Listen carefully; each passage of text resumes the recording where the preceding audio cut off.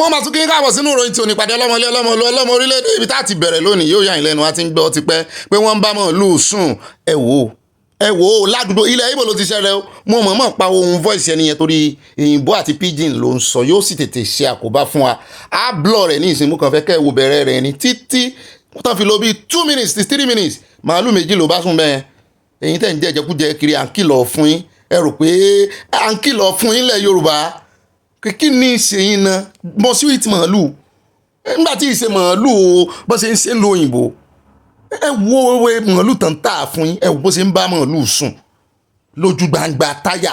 ó kó àwọn kan wọnú ọgbà níbi tó ti mọ̀ tó ti rò páwọn èèyàn ò ní rí wọn. ẹ rí àwọn tí ń rìkọ́dù ẹ̀ ní ìsìn kẹ́ẹ̀bà mọ̀ pé kì í ṣe AI, kẹ́ẹ̀bà mọ̀ wípé ó ń ṣe gidi gan-an ni. kí ni ká ti wá pelé ìṣí? wọ́n sì ti kìlọ̀, wọ́n ti fẹnu ara wọn sọ fún yín wípé màálù àwọn ó ní àwọn fún ní value ju ẹ̀mí èèyàn lọ. ìtumọ̀ ẹ̀ náà ni pé àwọn lè fẹ́ màálù, kò sí táwọn ò lè ṣe sí màálù àwọn. ó nìyẹn àárín ìgboro ó mú mọ́lẹ̀ láàrin ìgboro ni o. tó bá wá jẹ́nu gbó tán jọ dá wà nù gbó òun àti màálù nǹkan, màálù tán pa fún yín rè o. èèyàn lẹ́ ń jẹ torí ẹ̀jẹ̀ èèyàn ti dàpọ̀ mọ́ màálù tẹ̀ ń jẹ. ẹ jẹ́ kó rí wa pé, ẹ jẹ́ kí orí wa pé jẹkújẹ náà ń tà fún yín, wọ́n mí ní yín gan. ìkànnì wọn ló ṣe sọ láìpẹ́ ìpè mélòó ni màálù táwọn ń jẹ táwọn tó ń jọmọ Fúlàní yóò bá níbi ń sọ ó ti darapọ̀. àwọn tí ń rìkọ́dù ẹ̀ rí pé mélòó ni màálù táwọn Fúlàní ń jẹ, yín náà lẹ́ ń jẹ jẹkújẹ, èyí lẹ́ ṣe patí ọ̀ràn. ẹ wà nǹkan wà á ṣe yín ẹ̀ nílé ìwádìí ẹ̀ eléyìí gan tí ìbá ṣe physically spiritually ó lè affect èèyàn. imagine kéèyàn máa jẹ màálù tí èèyàn odidi èèyàn bá lò pọ̀ yóò sì dá sí lára. à ń kìlọ̀ fún oore o. àwọn míì gan wọn yìí lọ sí sábó mọ́, irú àwọn tí ń da màálù kiri náà máa ń dá dúró tán ra màálù lọ́wọ́ wọn. ẹni kì í ṣe gbogbo wọn ni máa ṣe òdà yóò tó ìtì. ẹ máa jẹjẹkújẹ lọ, ẹ máa jẹ ègún lẹ́ ń jẹ. gbogbo ohun tó ń jẹ́ kán máa rí yín mú náà rè. gbogbo ohun tó ń jẹ́ kán ó dùn mí bá pẹ́ lórí kinní ìṣúná wọn fẹ́ fi gba táìmù àbẹ́ẹ̀ rí ni. ẹ jẹ́ wá sáré dé Kwara. ogun ti ṣẹlẹ̀ ní Kwara. kì í ṣe pé ogun ìbọn, kì í ṣe pé ogun àdá, ṣùgbọ́n ogun léńdé. àwọn èèyàn ń sá pò ń Kwara. ẹ má yẹ kí èèyàn kan pàjá lọ́bọ̀ fún yín. àwọn tó ń sá lọ tó ń ṣe fídíò ẹ̀ ẹ bá pàdé inú ìròyìn lónìí, ṣùgbọ́n ẹ jẹ́ àkọ́kọ́ fi eléyìí ká fi tẹ́lẹ̀ ìròyìn náà. á sì mú fọ́nrán àti ohun ọba kan wá. wọ́n ṣe àlàyé púpọ̀ ká tó wá lọ bá àwọn ọmọlúàbí gúrùpù kan tí wọ́n challenge gómìnà wọn Abdulrasaq abginijẹ. wọ́n challenge ẹ̀. tí Kwara wá dínú kọ́lọ́nkọ́lá wa wọn ọ̀nà kéré làwọn báyìí o ọ̀nà kéré làwọn rẹ̀. Abayan. Bẹ́ẹ̀ni. ìyá kúló ń kẹ́mi lọ ìyá kúló ń kó lọ kọ́lọ́nkọ́lá wa o Kwara fẹ́ dahoro. orúkọ mi ni Isiaka Sadiku Lawan, ọba ìlú Sàgbẹ̀, onísàgbẹ̀ of Sàgbẹ̀, àríwá ìjòyè káríọlá wa. mo fi àkókò yìí rọ ké sí gómìnà wa Alhaji Abdulrasaq Abdulrahman àti Alhaji Fẹ́mi Yusuf tí ṣe sí àwọn Ìfẹ́lódùn local government. akégbàjarì sí yín lórí tí ń ṣẹlẹ̀ ládùúgbò wa. àwọn báńdíìtì wọ́n ti tú ìlú Ọlọ́gọ́mọ̀, wọ́n sì ti tú ìlú Ajégúnlẹ̀, wọ́n ti tú Igbó Àgbọn, wọ́n sì ti tú Alábẹ̀dẹ̀ra. wọ́n ti lé àwọn Owódé kúrò nílùú, wọ́n sì ti lé Alásóró kúrò nílùú, wọ́n ti lé Aláwọ̀n kúrò nílùú. pápánbárí ẹ̀yìn tó tún wá ṣẹlẹ̀ láàárọ̀ yìí, wọ́n tún lọ Bánkọ́lé tí gbogbo ẹ̀ wà ní abẹ́ Ìsàgbẹ̀. wọ́n pààyàn ń bẹ̀, wọ́n kó màálù bíi agbo 7 lọ tí ò bá ṣe jù bẹ́ẹ̀ lọ, wọ́n dà lọ. àti ìmọ̀ iye àwọn èèyàn náà tí wọ́n kó lọ ń bẹ̀ ń sìn. Sàgbẹ̀ tí wọ́n ń kó wá yìí lọ́lọ́pàá ní nǹkan kan. àwọn fìjìláńtì wá sì ṣe agbára wọn pin. lónìí àròjọba ẹ bá wa sọ́jà. bàbá àwọn ọmọ Nàìjíríà wọ́n dá bàbá lẹ́kun, wọ́n já ẹgbà dámọ̀ lẹ́kun fún bàbá mu ní odidi bàbá àgbàlagbà. wọ́n ní èwo ni sójà tí bàbá tún béèrè pé wọ́n ń bu petrol sínú iná tán ti dálẹ̀ tẹ́lẹ̀. nígbà tí mo ka iye community tí bàbá ìdárúkọ lẹ́nu ìṣẹ́jú péréte tán fi sọ story wọn yìí, mo ti ka 9. wọ́n fẹ́ mẹ́nu lé 10 náà ń bẹ ìjọba kan kó àmì wá. ẹ mọ́ finá sórí òrùlé sún, ẹ mọ́ finá sí rí o. ṣùgbọ́n tá a fẹ́ sọ ni wípé wọ́n ní àwọn community ilẹ̀ Yorùbá, wọ́n níbẹ̀ ni wọ́n neglect àwọn ọmọ Yorùbá kan, àwọn group Yorùbá kan. wọ́n wá gbójúgbóyà, wọ́n wá kọ lẹ́tà bẹ́ẹ̀ náà ni wọ́n nawọ́ kìlọ̀ sí gómìnà wọn ẹ bá pàdé nú àkójọpọ̀ ìròyìn lónìí àti fọ́nrán ibi tí àwọn èèyàn ti ń kó ẹrù lọ kékeré lélẹ̀ tẹ̀rí o ibi táwọn aráàlú ti ń kó ẹrù ẹ bá pàdé. Yorùbá lọ wọ́n bọ̀ wọ́n ní ọjọ́ gbogbo ń tó lè ọjọ́ kan ní tó lóhun ẹ máa wo ṣẹlẹ̀ tó ṣẹlẹ̀ lójú títì yìí o bí wọ́n ṣe máa gbowó náà rí owó rìbá ìkànnù àwọn ọlọ́pàá ìlú gbowó rìbá lọ́wọ́ dẹ́rẹ́bà bẹ́ẹ̀ ni kò mọ̀ pé ọ̀gá ọlọ́pàá ní tẹ̀lé mọ́tò àwọn ẹjẹ́ àwọn tó ṣẹlẹ̀. Yes! Shut! Shut! Give him that money back. Go and give him back. Commander. Give him the money back. Come, why did you collect money from him? Why did you take money from him? Did you buy anything from him? Did you buy anything from the driver? So why did you collect money from him? Why did you collect money from him? Shut up your mouth.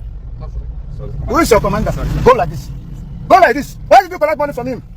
Then the CP said that Aboki went round warning the whole vehicles. The drivers, what is going on? Can't we do things right? Can't we do things right? Ẹ gbọ́ ìbéèrè òfàjà can't we do things right ṣé kò ti late ó dùn ọ̀gá ọlọ́pàá yẹn torí ẹ̀ mo máa ń sọ pé àwọn kan wà tán sì dá nínú àwọn ọlọ́pàá kálù náà ká ní wọ́n máa ń mú owó àbẹ̀tẹ́lẹ̀ jíṣẹ́ fún ni yóò fojú fò ni yóò ní normal thing àwọn náà náà kò bọ́ wà bá ẹ jẹ́ kó ń bẹ́ẹ̀ decadence ti set in Nigeria bọ́dá mi Fárótìmí ti sọ pé kì í ṣe corruption mọ́ ó ní impunity ni bí corruption tó bá sì ti graduate tó di impunity wàhálà ti dé òun ló dífá fún fọ́nrán tẹ̀ ń wo yìí ilé ìkànnà àwọn mínísítà lọ́wọ́lọ́wọ́ lábẹ́ ìṣèjọba Tinubu lẹ́ ń wo yìí ní last year nígbà tó fìjọba tó gbéjọba lẹ̀ ní Zamfara ẹ ti mò ń kọ ẹ tí mò ń sọ minister for defence for state Mẹ́tàwálé wọ́n bá àwọn mọ́tò yìí jẹ́ mélòó ni wọ́n ná wọ́n sà ní mọ́tò yẹn pọ̀ kì í sì sáà mọ́tò kékeré wọ́n bá wọn ní gọ́ọ̀mẹ̀ntì lónìí wọ́n gbẹ́sẹ̀ lé ògbálẹ̀ ẹjọ́ lọ nínú oṣù táwa yìí ògbálẹ̀ ẹjọ́ àpíìlì lọ kò tẹ̀mí lọ́rùn níta wá gbọ́ ni pé wọ́n ti dá ẹjọ́ báyìí pé wọ́n ní gbẹ́sẹ̀ kó lórí ẹ̀ pé decision tí ilé ẹjọ́ àkọ́kọ́ kọ́kọ́ dá ẹjọ́ tán dá wọ́n lòun lórí main standing Mẹ́tàwálé ẹ̀wà dúró mọ́tò àròsọ ẹ̀kọ́ ni mo wò tí mo wò tó gún bẹ̀rẹ̀ bẹ̀rẹ̀ ìmárùwá náà tún wà ń bẹ̀ láwọn kí ní tán fi lè sàwọn èèyàn lórí ọkọ̀ pamọ́ bí mọ́tò ṣe máa jẹrà rí o sínú kíní wọn àwọn mọ́tò tẹ́ ń wo kì í ṣe mọ́tò kékeré o. lọ́rọ̀ kan àwọn àmọ́ wo bóyá yóò gba Supreme Court lọ àti pé bó ṣe ní connection tó tún wà lábẹ́ ìṣèjọba as minister kòró ògùn ẹ̀ ṣe. ẹ jẹ́ wá tara ṣàṣàkàdà Àbújá ẹ ní wọ́n wọlé kí la fẹ́ lọ sí ń bẹ̀. ilé general kan rèé o general nílé iṣẹ́ ológun Nàìjíríà tó gbogbo ayé ẹ̀sìn Nàìjíríà 35 years loan service tó fi pension ó pension tán wọ́n dúró de kó pension Nàìjíríà ṣe àpòǹsì negatively wọ́n sì wọlé rẹ̀ àwọn èèyàn ní ṣé ẹ̀sán ní kẹ́ àbò náà tọwọ́ bọ̀ nǹkan kan àbò náà ti fi ìgbà tó wà lórí oyè só ti fi da ilẹ̀ láàmú só ti fi yan àwọn èèyàn jẹ́ mo lé mi ò mọ̀ kí ló wá ṣẹlẹ̀ tán fi wọlé rẹ̀ jẹ́ àgbọ̀ lẹ́nu bàbá yìí. What would I do? I was here in the morning and I saw them come. They said they are from development control. And they started marking the place. I said, what for? They said they are demolishing. I said, how can you demolish? Without notification, without anything. They said they must demolish today. And I met them, I said, please. I met the director, Mr. Galadima, who I used to know. And I said, please, give me 1 week. He said, no. I said, okay, just give me a day to move my properties out of them. He said, no, they will not allow me. They will just destroy it.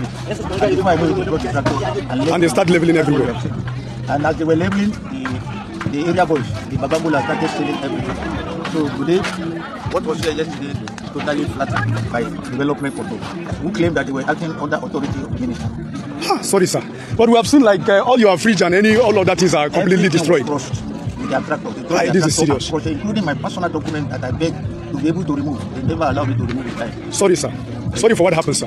Sorry for what happened. sẹ́ǹkọ́gbọ́n ẹ̀yàn ara diaspora àwọn tó lẹ́nu á ní odidi general lẹ́nu kò léèyàn kò ní collection kò lẹ́nu tó lè pè former general á ní kò lẹ́nu tó lè pè ẹ̀rú rẹ̀ gan ò bá wọn wípé former general lélẹ̀ wọ́n gbé bulldozer lọ́bẹ̀ wíkẹ́ wọn ni tó lè sẹ́yìn rẹ̀ ni ìwọ tó fẹ́ rè ìdá owó ìlàgùn rẹ̀ owó ojú eégún tó mẹ́kì ń lo èbó ó wà excited ó fẹ́ rè kọ́lé lé Nàìjíríà dùn Nàìjíríà ni mí ò ní òdùn ó ti dùn fáwọn kan rí wo ìgbẹ̀yìn rẹ̀ rè adùn ní ìgbẹ̀yìn ewúro ẹ̀jẹ̀ àpò ń bẹ lówelówe làlúlu àgìdìbò ẹ̀jẹ̀ àpò ń bẹ àwọn oníbólà wọn ti jí nǹkan jì ẹ̀jẹ̀ wá dé ibìkan constituency kan nínú ìdìbò tán sẹ̀ parí tán yìí by election nílẹ̀ Ìgbò ní ìkànnú àwọn mínísítà rẹ̀ Tinubu bá yọjú bẹ́ẹ̀ mo gbàgbé orúkọ rẹ̀ ni mo rántí mu. àyà kí ló wí ó ní mínísítà Uche Nanji làwọn ará constituency polling unit iná bá kòbò pé kí ló wá ṣe ń bí àṣẹ mínísítà ṣe iṣẹ́ rẹ̀ débi ṣe jurisdiction rẹ̀ débi kí ló wá ṣe ẹ̀jẹ̀ àwò bí wọ́n ṣe pélé lórí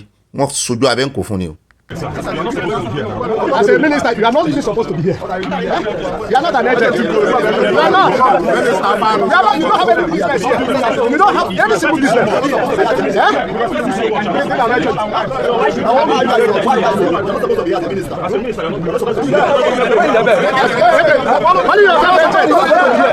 not supposed to talk to us. It's not good.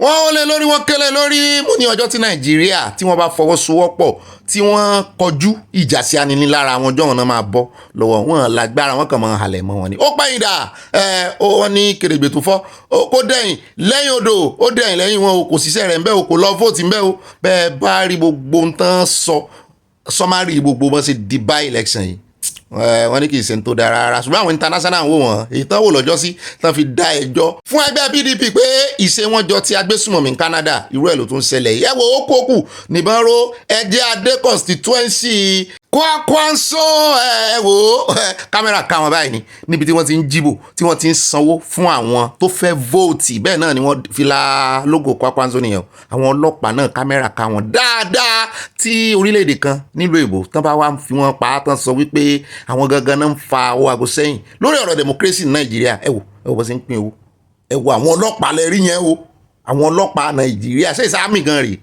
sásọ ọlọ́pàá rẹ àbí táàmì ẹ bá ń wò dáadáa ọlọ́pàá ni àwọn àwọn nù ẹ wò bó ṣe ń fún wọn lówó lógò tán wọ̀ sórí ló jẹ́ àmọ́ báyìí kẹ́ ẹ bá mọ ibi tí Nàìjíríà yìí tẹ́ ń retí kí Nàìjíríà dáa wọ́n mọ arákùnrin dáadáa kò lè parọ́ rẹ̀ wọ́n ká wọn ni wọ́n dì wọ́n mú dáadáa eléyìí ni ó wà dífá nínú àkójọpọ̀ ròyìn lónìí gbogbo tí ń rùn lẹ̀ tí ń jà ńlẹ̀ lórí ọ̀rọ̀ ti Canada tán pé ẹgbẹ́ APC àti PDP ní ẹgbẹ́ abésùmọ̀mí ẹ wo ó ti dá wàhálà lẹ̀ láàrin wọn àwọn méjèèjì ti ń bára wọn fa o àwọn lọ́ọ̀yà náà ti bá wọn dá sí o PDP mọ̀ ni wọ́n rúùlù kìíní ẹ̀ lé lórí kì í mọ̀ sí APC ẹ gbọ́ kúlẹ̀kúlẹ̀ rẹ̀ lónìí o bá a bá dẹnu àpéjọpọ̀ ròyìn ẹ wo rí PDP ní kíní ìṣẹ́lẹ̀ lórí ẹ gbọ́ gbogbo judgement tí adájọ́ ní Canada my lord gbogbo judgement lẹ́sẹẹsẹ gbogbo point by point gbogbo ohun tó dá ẹ gbọ́ lónìí ẹ já wá dé airport akófìrí bẹ́ẹ̀ náà làwa náà sì rí i pé àwòtọ́ ni o wọ́n lápá bí ó ti padà o ara ti ya ó ní nǹkan ṣeun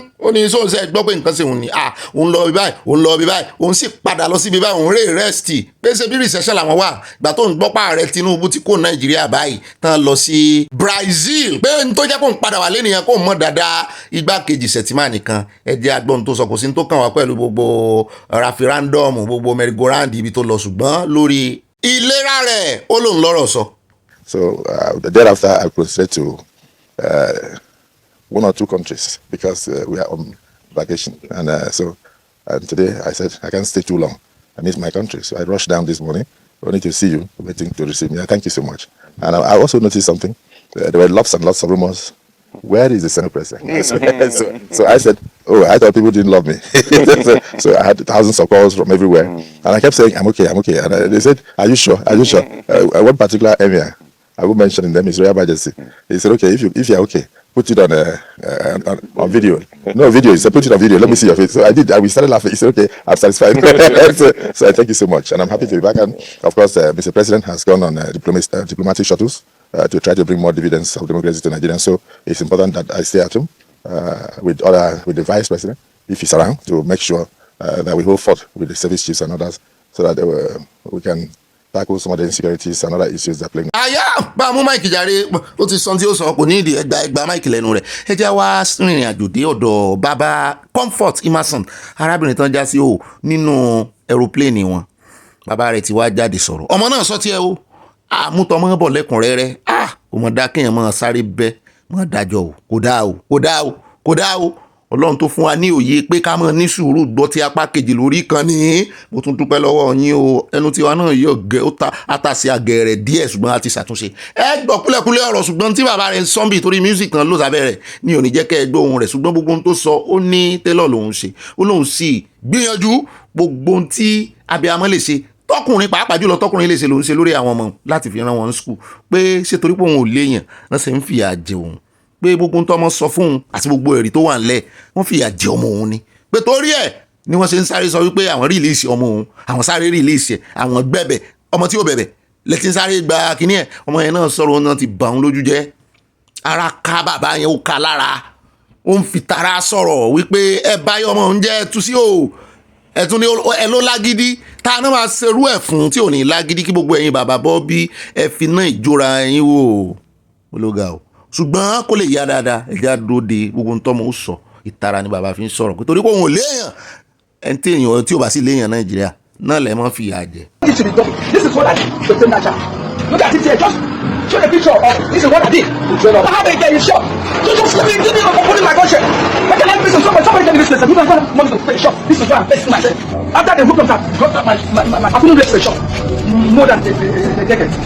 ẹ jẹ́ wá sáré dé ọ̀dọ̀ arákùnrin mi wà ẹ gbọ́rọ̀ lẹ́nu comfort o gbogbo story tán twist ó dà ẹ jẹ́ àdọ́dọ̀ arákùnrin ó ní ó ṣòro láti máa ràn èèyàn lọ́wọ́ o àwọn kan láksidẹ̀ǹtì ló ń bá ń kọjá ní títì òun sì rí bí gbogbo mọ́tò yòókù ṣe ń kọjá tí wọ́n wo bẹ̀ àṣé oníkùn ló mọ̀ọ́ká àṣé tí wọ́n yé wọn ló ń bá ṣàyà gbangba ló ń bá lọ ọbẹ̀ ló ń ráwọn èèyàn rẹpẹtẹ míì òun ní kò rìn wọ́n ràn wọ́n lọ́wọ́ ẹ̀mí kan ní rárá ṣùgbọ́n òun ṣàkíkanjú òun fi ọkàn kan òun fi kó wọn òun ràn wọ́n lọ́wọ́ ó ní ẹ̀jẹ̀ báyìí itú ẹ̀jẹ̀ ó ń tu sínú mọ́tò ìpọ́n ẹ̀jẹ̀ ó ń tu sínú mọ́tò òun ni ó nígbà tó òun ó débẹ̀ ẹ ti mọ excuse tẹ́ bá ní hospital náà ó lóun náwó nára kán tó gbà wọ́n lọ́wọ́ òun gbogbo bí tán ń rí fáwọn sí ẹjọ́ fẹnu ara rẹ̀ sọ.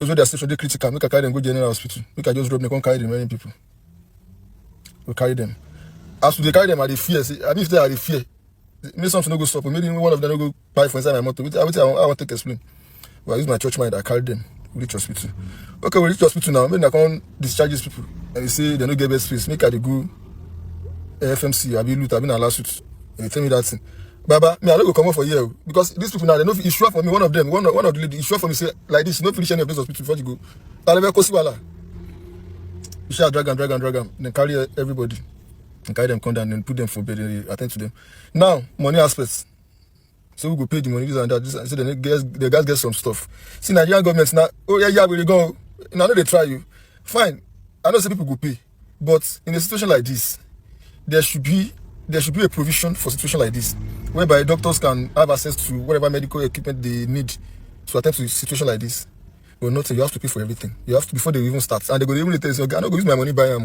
and if you go pharmacy they no go give you until you pay long story short I pay over 200,000 meanwhile me wey I pay 200,000 yesterday to my name I no get 50,000 I just got two of my friends say yeah I like just send me 100 I like just send me 100 if they see this video now that time they go know why I call them that night say yeah I bet me send this money because they ask me say wetin about it I go explain later. Let me send 100K. I pay the money. Maybe I don't pay the money finish make I dey go now. This people say I no go. Say I have to wait till they are able to reach out to their family member so that they can. So what if anything happens, going to be liable for it? Just imagine. On top of say I carry people where I don't know come hospital. My brother, my sister. I spent like 3 hours for there. Maybe they call. Fortunately for me, 2 of them were able to reach out to their family. One of them I couldn't find his phone, and this lady who was unconscious. To remain 2 people. I beg. No be me eat them. I beg. Before the doctor come finally take my details. Before they can allow me go. And I promise I'll come back this morning. Now, between me and you, next time, if I depart, God forbid, I can't see a situation like this happen. She go advise me make I stop.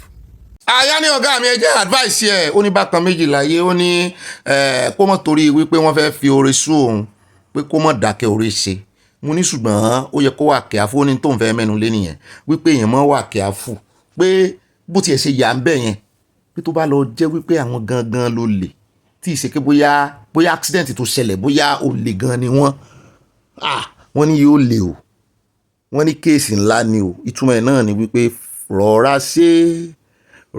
ṣe o anybody tó bá fẹ́ ṣoore fọgbọ́n ṣe o kó o béèrè sí bẹ́ẹ̀ mi wọ́n bá ní ọmọ yà èmi náà ti fẹ́ ṣe irú oore yẹn mo ti fẹ́ ṣe rí tí wọ́n gbé èèyàn kan sẹ́yìn ọ̀kadà tí ọmọ rẹ̀ tó wà lẹ́yìn ìyá yẹn ti fẹ́ pajúdé ní bus stop mo wà táyà ọmọ yẹn ń pariwo ẹgbà wọn ọlọ́kadà náà yarí ó tàn padà ní o torí ó ń gbé wọn lọ hospital tẹ́lẹ̀ ni ó lóun ò lọ mọ́ kí ó mọ̀ lọ kú sí ẹ̀yìn ọ̀kadà ọ̀hún agídí lọ́lọ́kadà fi gba ọ̀kadà rẹ̀ tó tí wọ́n bọ́lẹ̀ tó sá lọ mo bá fẹ́ rí ẹ̀pù ṣé ẹ̀rí tí mo kọ́kọ́ gbọ́dún ń gò mo ṣàgídí mo ní I bind you devil mo tún gbọ́dún ń gò lẹ́lẹ́kejì sẹ́rí ẹlẹ́ẹ̀kẹta kìíní kan láàmì ní ògòrò àyà báyìí nínú ó ṣe pò bí ìgbà tí àrà bá sán mo bá mú ìdílé lẹ̀ mo bá ń láàgùn lòdìlòdì títí tán fi gbé ìyá yẹn lọ ìgbà tán gbé ìyá yẹn lọ tán lára mi tó balẹ̀ pé àkìlọ̀ fún ọ tó fẹ́ rí ìforíkógun ológun ni ẹni tèmi ojú spiritual lọ Ọlọ́run ṣàánú wa. ó dá igi àdọ́dọ̀ arábìnrin kan tó ń béèrè question lọ́wọ́ àwa diaspora pàápàá jùlọ àwọn ọkùnrin diaspora tán ti fẹ̀yàwó ní kílódé tó jẹ́ pé òyìnbó náà ń lé kiri àwọn wà ńlẹ̀ àwọn táwọn jẹ́ dúdú tó jẹ́ wípé tán bá ti gbọ́ pé àwọn 30 àbáwọn ti gbẹnu lé 30 báyìí àwọn ti ó dù lọ́dọ̀ wọn ṣùgbọ́n tá bá dé ìlú òyìnbó wọ́n ń fẹ́ arúgbó òyìnbó ẹ bá ń tẹ̀sí ilé agbára a ní ìdí ìdáhùn sí ìbéèrè yìí ojú rẹ̀ dáa. Of course, I know I'm going to get cooked for this, but I'm still going to go ahead and say it anyways. Nigerian men, I just want to understand why you people look down so much on Nigerian women, especially those in the diaspora. I'm talking about those in the diaspora now. You meet a foreigner who is in Nigeria, automatically you think she's better than a Nigerian woman simply because she's not Nigerian. When it comes to Nigerian women, you people are picky. You people have choice, you people are picking. But when it comes to foreign women, whatever you get goes. I just want to know why, genuinely. A Nigerian man will say, oh, this girl, she's in her 30s, or she's 30, or she's 28, she's old. But you come here and you marry whoever is available. àyà ní ọ̀gá mi ẹjẹ́ ń dá lóhùn mo ní wọ̀kọ́ lọ́ọ́ dá lóhùn ó ní kí ló dé mo ní ìyá kan wà ń bí practical ìdáhùn practical answer la fẹ́ ṣe ìyá kan wà ń bí òyìnbó ni òun náà fẹ́ sọ sáà èèyàn dúdú ló sọ̀rọ̀ obìnrin ẹ̀ẹ́dá gbọ́ ti ẹnu òyìnbó náà ká mọ̀ dí tí àwọn ọkùnrin ọ̀pọ̀lọpọ̀ àwọn ọkùnrin Áfíríkà tó fi ń tẹ̀lé òyìnbó ṣé ìtọ́jú ni ṣé towó ni ṣé torí páálí ni. This is the Islam family. Unfortunately, I have this wicked damn last name, and I'm so ashamed of. Here is the Igbo Jokosi kindness Islam. I'm legally married to. This is the wicked sister. Goodness. Her name is Goodness, and his name is Kindness. She loves him. She will do anything for him. There is something going on between these two. This is Ifanya. She is close to him because of my money. This is Ebuka, okay? This is him, my husband. So let me ask you a question. I posted a Mr. Soflo, thank you to him, is doing a story about romance scam and about these young Nigerian that are marrying to us American ladies because we are older and we have money. That is the truth. That's true. So I want to thank him for that. And it is true. This is a romance scam or marriage. You know, I thought when you marry somebody and you say your vows, you sign the paper, and when you go to get married, and you know this, if there is no ring, do you think they're going to marry us? No. So all this is fake and phony romance scam, all for money. ó dá àwọn ibi tó kángun sóhun ibi tí ìyá àlù tó kọ̀dí sí lọ́dọ̀ tiẹ̀ àbí gangan ni ó kọ̀dí sí ibi tó kọ̀dí sí lọ́dọ̀ tiẹ̀ òun ló fi sọ̀rọ̀ yẹn example tiẹ̀ nù torí practical tó ṣẹlẹ̀ sí ni ṣùgbọ́n gbogbo ìgbà náà kì í ṣe torí owó só ti yín bá ọ̀pọ̀lọpọ̀ ìgbà torí papers ni ṣùgbọ́n àwọn náà wọ́n ti ń jẹ yẹn wọn ní sùn ní ìsìn torí òyìnbó tó fẹ́ tó rò pé ó fẹ́ gba papers ó mọ̀ bí ó ti jẹ gbèsè lẹ̀ ó ṣiṣẹ́ mi rẹ̀ ó fẹ́ bọ́ ó sàn ségenu gbèsè léyìí tí ò bá lówó lọ́wọ́ nù gbogbo òyìnbó lóró lówó lọ́wọ́ ni ẹlẹ́ẹ̀kejì ń bẹ́ẹ̀ lélẹ̀ tí ò fẹ́ arúgbó wọ́n ní àwọn òyìnbó ní ìsìn wọ́n máa gbádùn wọn jọ ọmọ Nàìjíríà lọ àwọn òyìnbó àwọn obìnrin Nàìjíríà náà ní lọ́wọ́ wọ́n di ẹ̀rù mi kọ́ mo sọ bẹ́ẹ̀ o à ń ṣe analysis ni wọ́n náà ní lọ́wọ́ wọn di ẹ̀rù ìsìn náà mọ̀ kó ti lọ́ọ̀ fún ọ ìsìn náà mọ̀ sí ilé náà mọ̀ ilé ìgbójú kúrò lára nǹkan kan pé gbogbo nǹkan wọ́n sá mọ̀ di gbogbo ọwọ́ ọmọ náà ni pé òyìnbó mọ̀ gbójú kúrò wọn ni òyìnbó náà yìí fi gbogbo ara gbójú kúrò ó kàn jẹ́ wípé wọ́n máa ń láìkì ọkùnrin dúdú ẹ bá ń gbọ́ pé wọ́n fẹ́ àwọn náà fẹ́ tọ́wò ń bẹ wọ́n máa ń fẹ́ tọ́ kíní yẹn wò bẹ́ẹ̀ náà sì ni àwọn ọkùnrin máa ń sọ wọ́n máa ń padà wá sọ́dọ̀ àwọn kẹ́rì ó wà bó ṣe wà ní líkì ló wà ní gbàǹjà lọ́rọ̀ obìnrin ọ̀pọ̀lọpọ̀ ọkùnrin máa ń bí ìlú pé òyìnbó yìí dùn àmọ́jẹ́ aṣọ gbogbo ẹ̀ lórí ẹ̀rọ ayélujára ọmọdé wà ń bí àyà ó kéré jọjọ lọ́jọ́ orí ẹ̀mí rẹ̀ ò gbé. Sunday Go arrives Ile-Ife heading for Ekiti. Koiki Media bringing one closer to your doorsteps today being the 18th of August 2025. The love is too much. The people are here. Koiki Media bringing one closer to your doorsteps. ẹ̀yin náà wo ìfẹ́ lójú títì wọ́n kọjá lọ ní o ọmọ yẹn ni mo rí live God bless Sunday Igboho àwọn èèyàn like Sunday Igboho àwọn èèyàn nífẹ̀ẹ́ rẹ̀ àwọn ọ̀bàyíjẹ́ kan náà kàn kóra àwọn ọjọ́ ìyẹn ò yọ ìfẹ́ Sunday Igboho kúrò ní ọkàn àwọn ẹ̀wò àwọn ọmọ yìí wọ́n wá nǹkan jẹ ni o àwọn tí wọ́n tajà nù traffic kò yọ ìfẹ́ wọn kúrò lọ́kàn àwọn aráàlú kò sí ní tán lè sọ àwọn èèyàn mọ ẹni tọ́lọ́run rán sí wọn. àdúpẹ́ fọlọ́run ọba tó dá ẹ̀mí wa sí ọba tó ní gbogbo wa ọba tó lọ ayé tó lọ́run tó ní gbogbo wa òun ló ní ṣíṣe ó tún mọ̀ sí àìnímọ̀ sí mọ́ ọlọ́mọkọ̀dé ẹ̀sìn wa àdúpẹ́ lọ gbogbo yín ẹ̀kọ́ àdó tìmẹ̀ ọlọ́run ní parẹ́ àfáàwọ̀ olùjábọ̀ gbogbo yín pátápátá ẹ̀ ní parẹ́ ọlọ́run ní fi yín lẹ̀ gbogbo ẹni yòówù tó múra pé ìran mi ò gbọ́dọ̀ jìyà a gbọ́dọ̀ bọ́ lóko ẹrú ní wàhálà yìí ẹ̀ ní parẹ́ ẹ̀ ní parẹ́ ọlọ́run bá tọ́ láyé tọ́lọ́run bá mi dúró ti gbogbo ẹ̀ ní dààmú láyé á dẹ̀ bọ́ lóko ẹrú wàhálà yìí láṣẹ ọlọ́run àlùbáríkà tó lọ gbé ni o dúpẹ́ lọ́wọ́ yín o ẹ̀ balẹ̀ dáadáa ẹ̀ pàdé wa bí oyin lọ́la láṣẹ ọlọ́run ẹ̀ ṣe mo dúpẹ́.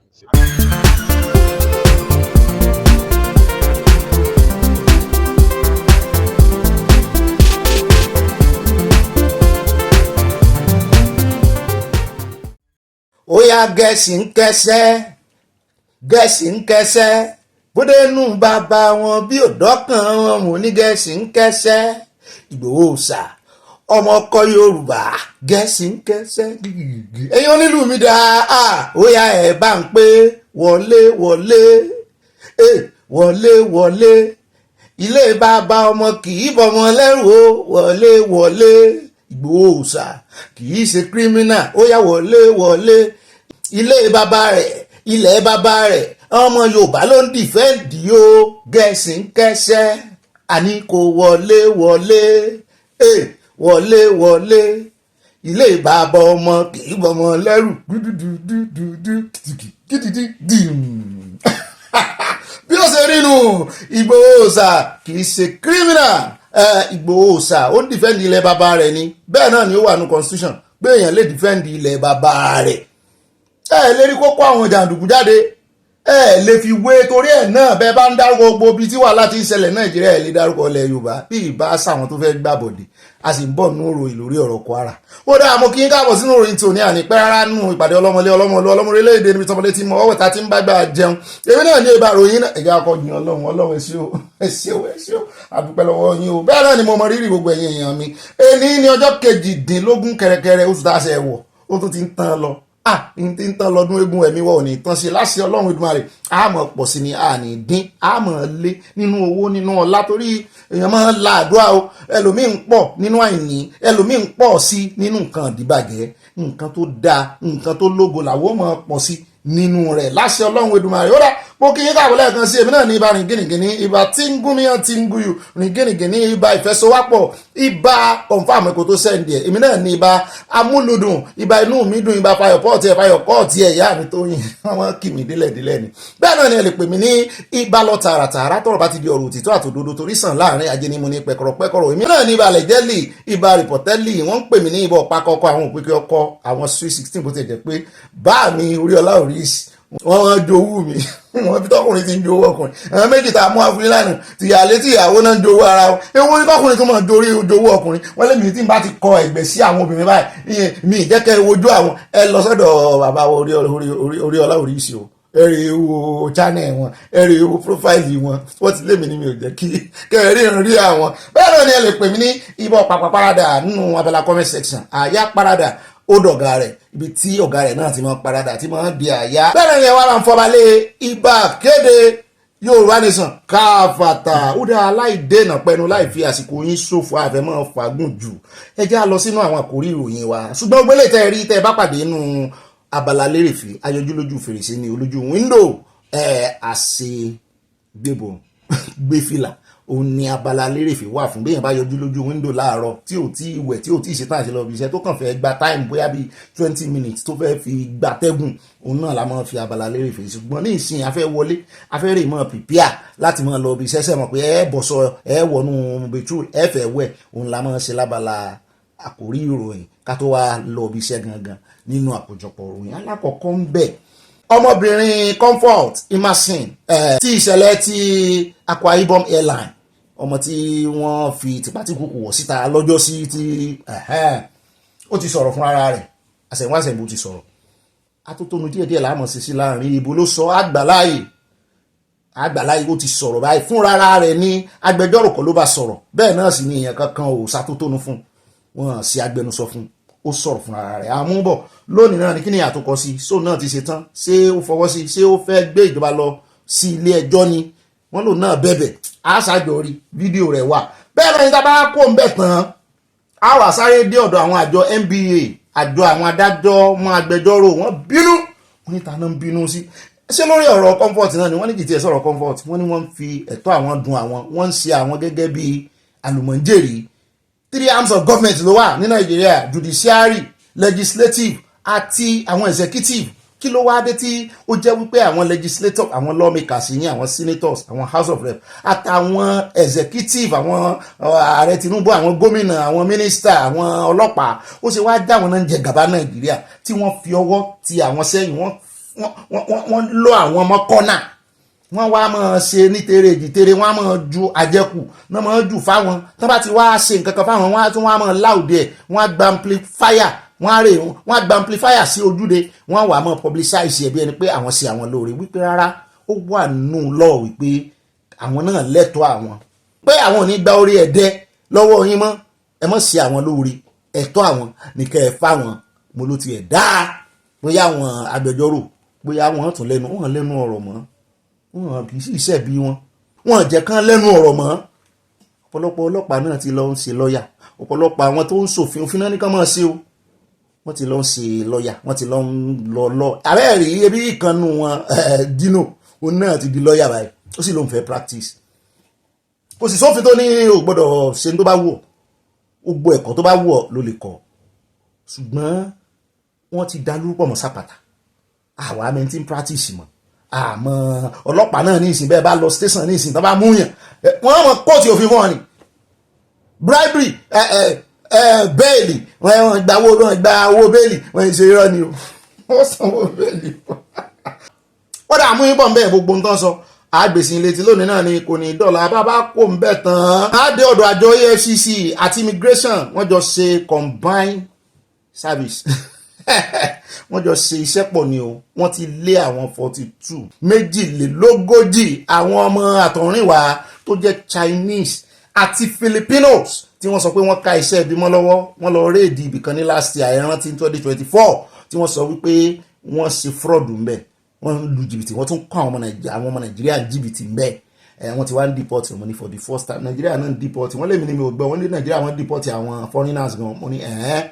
ilé ẹ̀gbọ́n mẹ́mi nù. Bàbá tí wàá pò ń bẹ̀ tán á wà dé ọ̀dọ̀ ọ̀rẹ́ mi Officer Bright ní Delta, ó ń kìlọ̀ fún ọmọ Nàìjíríà, ó lóun gbọ́ pé lásìkò yìí àwọn èèyàn òrówó ra tòkunbọ̀ mọ́tò mọ́, mo ní lóòótọ́ ni orí sọ, àwa náà gbé ní ìṣe ń jẹ tàbí jẹrin, ó ní Nigeria use gan-an làwọn èèyàn wá ń rà ní ìsìn tán máa fi sakọ tẹ́lẹ̀, ó ní ṣùgbọ́n òun fẹ́ dá wọn lẹ́kọ̀ọ́ torí àwọn mú àwọn èèyàn gan lẹ́nu ọjọ́ mẹ́ta yìí, ó láwọn kọ́ ló lọ jalè wọ́n ìṣòlè, ó ní ṣùgbọ́n wọ́n lu ọpọlọ ọ̀rọ̀ ló ń sọ sí òun lóòótọ́ ni, ó ní wọ́n lu ọpọlọ, wọ́n rè ra mọ́tò Nigerian use, ó wá jẹ́ stolen vehicle, tẹ́ḿbàsì rà náà yóò jìyà, yóò jẹ́wé yálábẹ́ òfin. Mo ní wọ́n ní bẹ́ẹ̀ ni, mo láǹ bọ̀ ń bẹ́ẹ̀, ó ṣe kókó ká lo ohun rẹ̀, ká lo fídíò rẹ̀, ká fi dá àwọn Nàìjíríà lẹ́kọ̀ọ́, ẹ mọ́ rè ra mọ́tò tẹ́ wádìí ẹ̀ o, bó o lẹ ṣe lè wádìí, ìgbésẹ̀ wo lẹ lè gbé, yóò sọ fún yín as simple as ABC, olú ẹ̀ mọ́ lọ kó kẹ́ ẹ mọ́ lọ kó ọwọ́ ara yín bọ sọ̀lọ̀. Bàbá tí wàá pọ̀ ń bẹ̀ tán á wà dé ọ̀dọ̀ Socioeconomic Rights and Accountability níbi tí wọ́n ti ń pe àkíyèsí àwọn aṣòfin wípé wọ́n ní wọ́n mú àwọn lawmakers tán sọ wípé wọ́n fẹ̀sùn pé wọ́n ń jí owó kan, wọ́n wá ń pàkíyèsí Akpabio-C àti Speaker of the House of Representatives Tajudeen Abbas to urgently refer the allegation made by a rep member. Wọ́n ní ara wọn náà ló sì make allegation yẹn Ibrahim Aoyo to Anti-Corruption Agency for Investigation and Prosecution. Wọ́n lára wọn ní so ti ń rùn, à ń bọ̀ ń bẹ́ẹ̀ á mú ìròyìn wá fún yín lẹ́kùnrẹ́rẹ́, òyìnbó náà kọ́ ṣùgbọ́n a sì túmọ̀ ẹ̀ díẹ̀ sí Yorùbá. Bàbá kò bẹ́ẹ̀ á wà dé Kwara níbi tá a ti ń gbọ́ wípé wọ́n ń sá lọ nílùú o, ilé táwọn ọlọ́pàá ń sọ lọ́jọ́ sí pé ìlú ò dáwóró, kì í tún wá ṣe ibẹ̀ yẹn là ń lọ lónìí, ìlú bàbá àbí kí náà ń gbébẹ̀, kì í ṣe ibẹ̀ yẹn tẹ́ ẹ bá rí bí àwọn wọ́n tún ṣe fídíò báwọn ṣe ń sákò ń lù.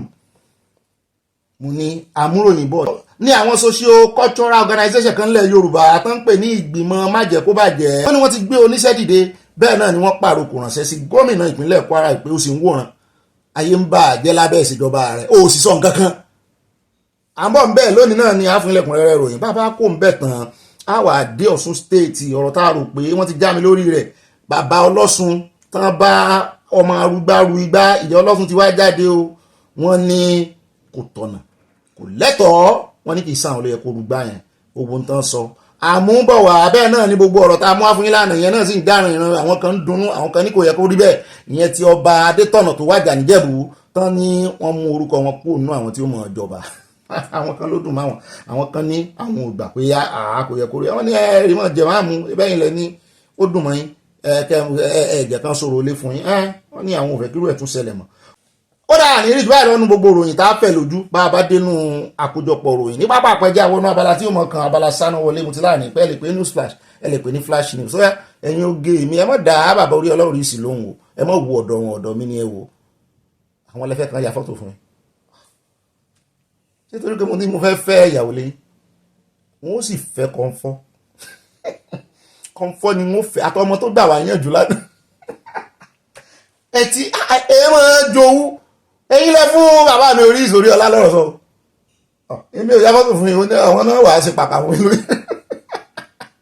kí n bá yín ṣe ẹ ní sọ̀rọ̀ sí mọ́ ó dáa jẹ́ bọ́n sí ó yẹ wẹ́yẹ ẹ wojú kámẹ́rà ò torí mò ń bínú mo ti bínú yín náà jowú ẹ sáwojú kámẹ́rà wọn ẹgbẹ́ ojú kan ni wọ́n fi yà fún ẹ ṣe mú sí ẹ ṣe kí la fún wọn ṣe mo ń bínú ni ó yá inú mi ti wọ́n ti fọwọ́ ra mi lórí ìyá mi Anna wọn ni sáwọn wà lẹ́gbẹ̀ẹ́ mi táwọn fọwọ́ ra mi lọ́gàn ó yá ẹ ṣe cheese ẹ ṣe mú sí ẹ ṣe ọlọ́ọ̀ṣà sínú àfi pàkà àti yà n tó dáa láyà lásìkò ọlọ́run ìdùnnú rẹ̀ alákọ̀ọ́kọ́ bẹ́ẹ̀ jáde airport àyà ní kí ló dé tí mi ò mú ìròyìn mọ́ ti comfort mo ní rárá kàn jọ wà lọ́tọ̀ọ̀tọ̀ fún comfort ni ó fẹ́ náà rẹ̀ sọ̀rọ̀ àjọ fáànù ní airport ìyẹn Federal Airport Authority of Nigeria wọ́n ti wá ń kanra lórí mo wá language tí mo lè lò wọ́n ti ń ṣèkìlọ̀ pẹ̀lú ìkanra wípé ẹni tí ọwọ́ bá bà tó lọ fi àwọn ṣeré even kò jẹ́ wípé wọ́n lọ fi ń ṣe skit tó lọ ń ṣe bí Kwam1 tàbí Kwam2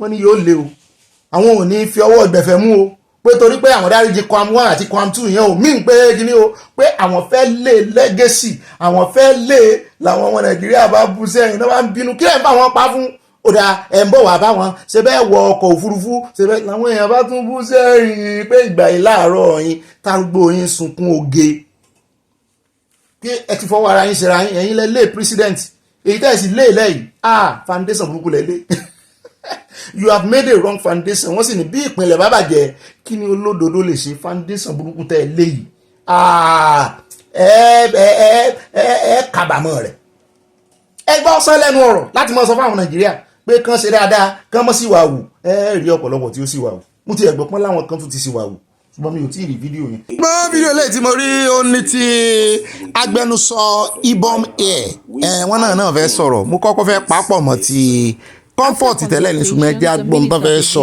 torí wọ́n ní wọ́n fẹ̀sùn kàn wọ́n náà rú kí ló dé tẹ́ rìlíìsì fídíò rẹ̀ bẹ́ẹ̀ náà ni àwọn èèyàn ní airport gangan àwọn èrò kan náà wọn náà ganu sí máìkì lórí ọ̀rọ̀ yẹn já kọ́kọ́ treat gbogbo yẹn náà nínú abala ti sáná wọlé ká tó lọ bá comfort gangan ẹni tó ṣe aṣojú ibom airline lélẹ̀ ẹjẹ́ àgbọ̀ lẹ́nu. Just that the video was taken on board, we had several other people that were not in the employ of ibom air, around the vicinity, and so anyone could have, taken that video. I can tell you categorically that video was not released by us. No self-respecting airline would, go about their business with the intention of humiliating or taking any passenger out of their aircraft in other ways, in a way rather than decent. túbọ̀ àwọn Nàìjíríà wọn ní ó tún wá kó bá iléeṣẹ́ ibom sí ni pẹ̀lú eléyìí tó ṣe yìí wípé àwọn kọ́ ni àwọn take picture yẹn àwọn wo wá náà báyìí wà nínú plane àwọn wo lẹ lọ pè àwọn wo lẹ tí ní òye kó sí mbẹ àwọn wo ló wà mbẹ tẹ wá ní kí iṣẹ́ yìí lẹ take ẹ̀ ewu tún ní ti bọ̀dà Kwam1 tó tún sọ yìí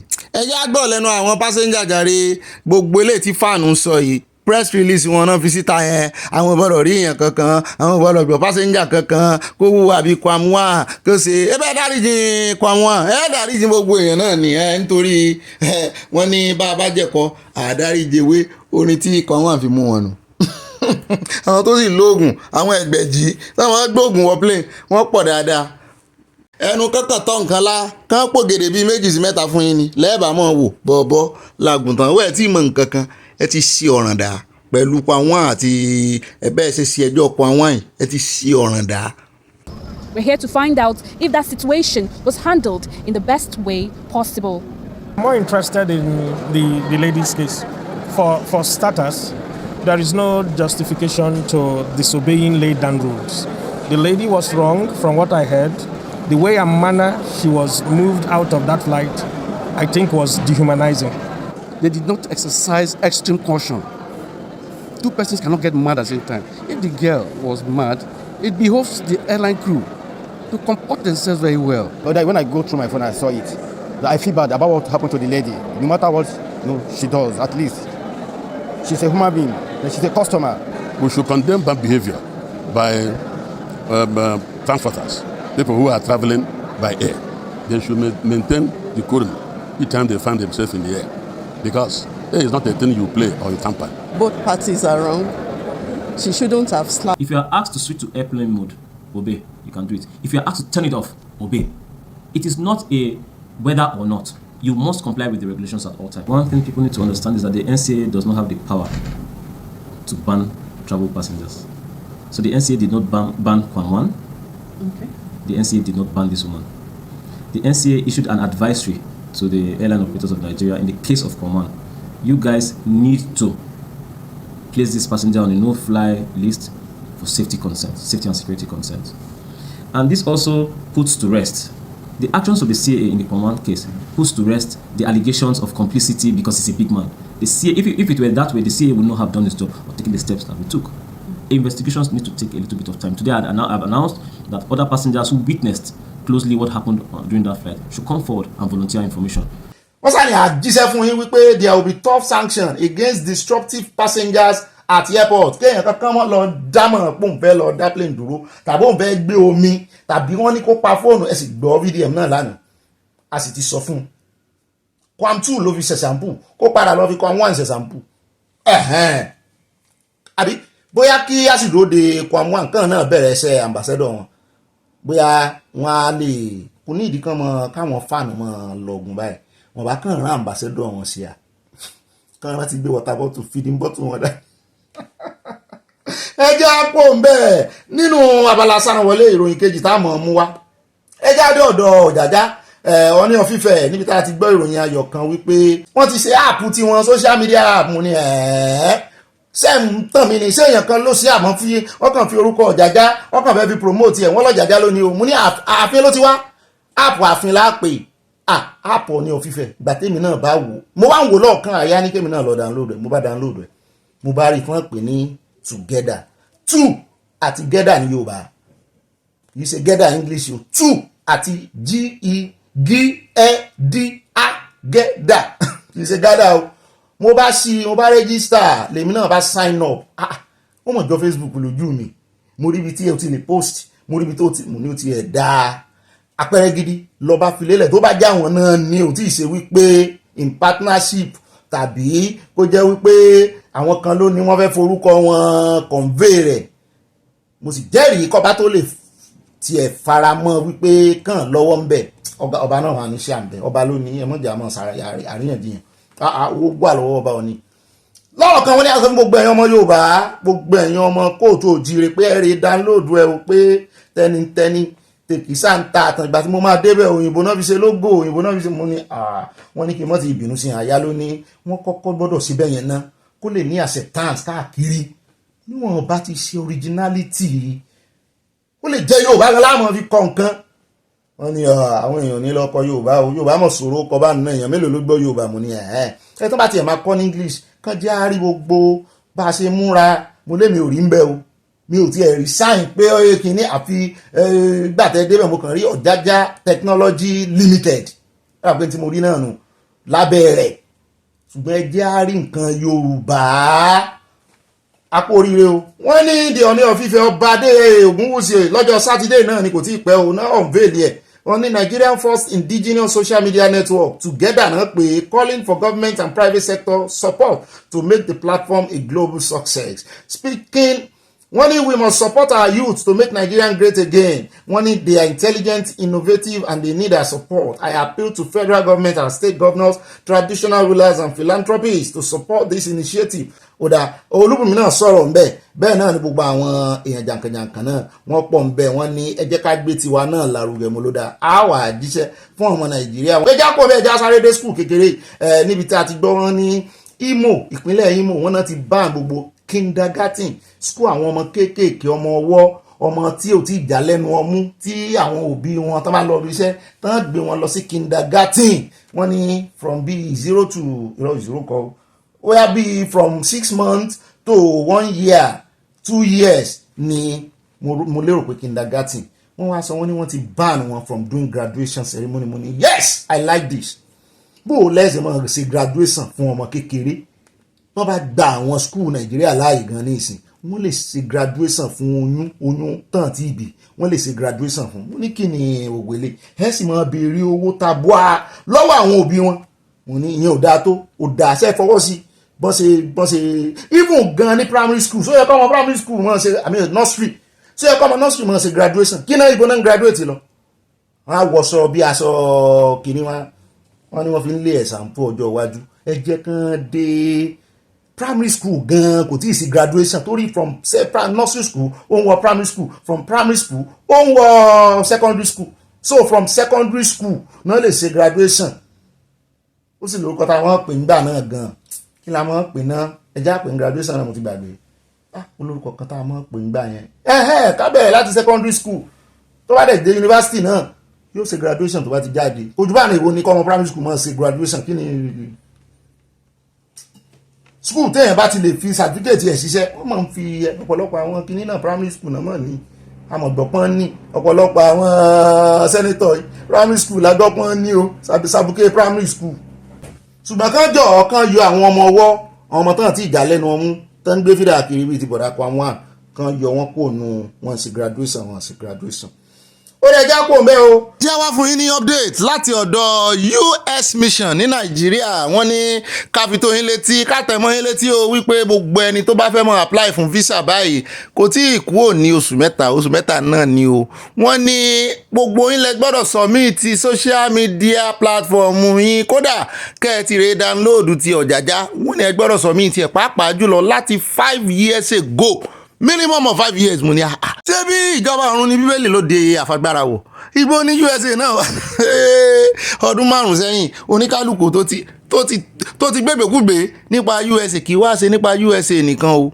ṣé bá sì rí eléyìí tẹ́ ti delete wọ́n ní wọ́n máa bá ṣe ń wá jáde wọ́n pè nǹkan kan ní metadata wọ́n ní yóò trace gbogbo ń tẹ́ ẹ kọ pàápàá jùlọ wọ́n láwọn ẹlẹ́sìn tó ń fi ẹ̀sìn ṣe jihadis wọ́n náà ń wá wọn gan-an ni àwọn onígbèkúgbè mo níyẹn dùn mọ́ mi gidi bó sì wọ́ kó kọ́ Yorùbá kó wọ́ kó kọ́ láwùsá wọ́n ní wọ́n mọ bá ṣe ń ṣe o bọ́n ṣe translate ẹ̀ wọ́n fẹ́ mọ eligibility rẹ̀ wọ́n fẹ́ wò bóyá security wise o kì í ní dúnkòkò má wọn o ní jẹ́ ewu fáwọn wọ́n sì fẹ́ mọ itinerary rẹ̀ mùsèbò wọ́n fẹ́ mọ̀ bóyá o máa padà sílùú rẹ̀ wọ́n fẹ́ mọ àwọn nǹkan kan àwọn kan ní kọ́lọ̀ mọ̀ jẹ́ kó kọ́rọ̀ APC àti PDP kó dá wàhálà alẹ̀ ibẹ̀ náà láti mẹ́nu lé ọ̀rọ̀ APC àti PDP ìjọba ló sọ̀rọ̀ lánàá tán kọ ìwé ránṣẹ́ sí orílẹ̀-èdè Canada ṣùgbọ́n ní ìsìn PDP náà ti wá sọ̀rọ̀ kí ni PDP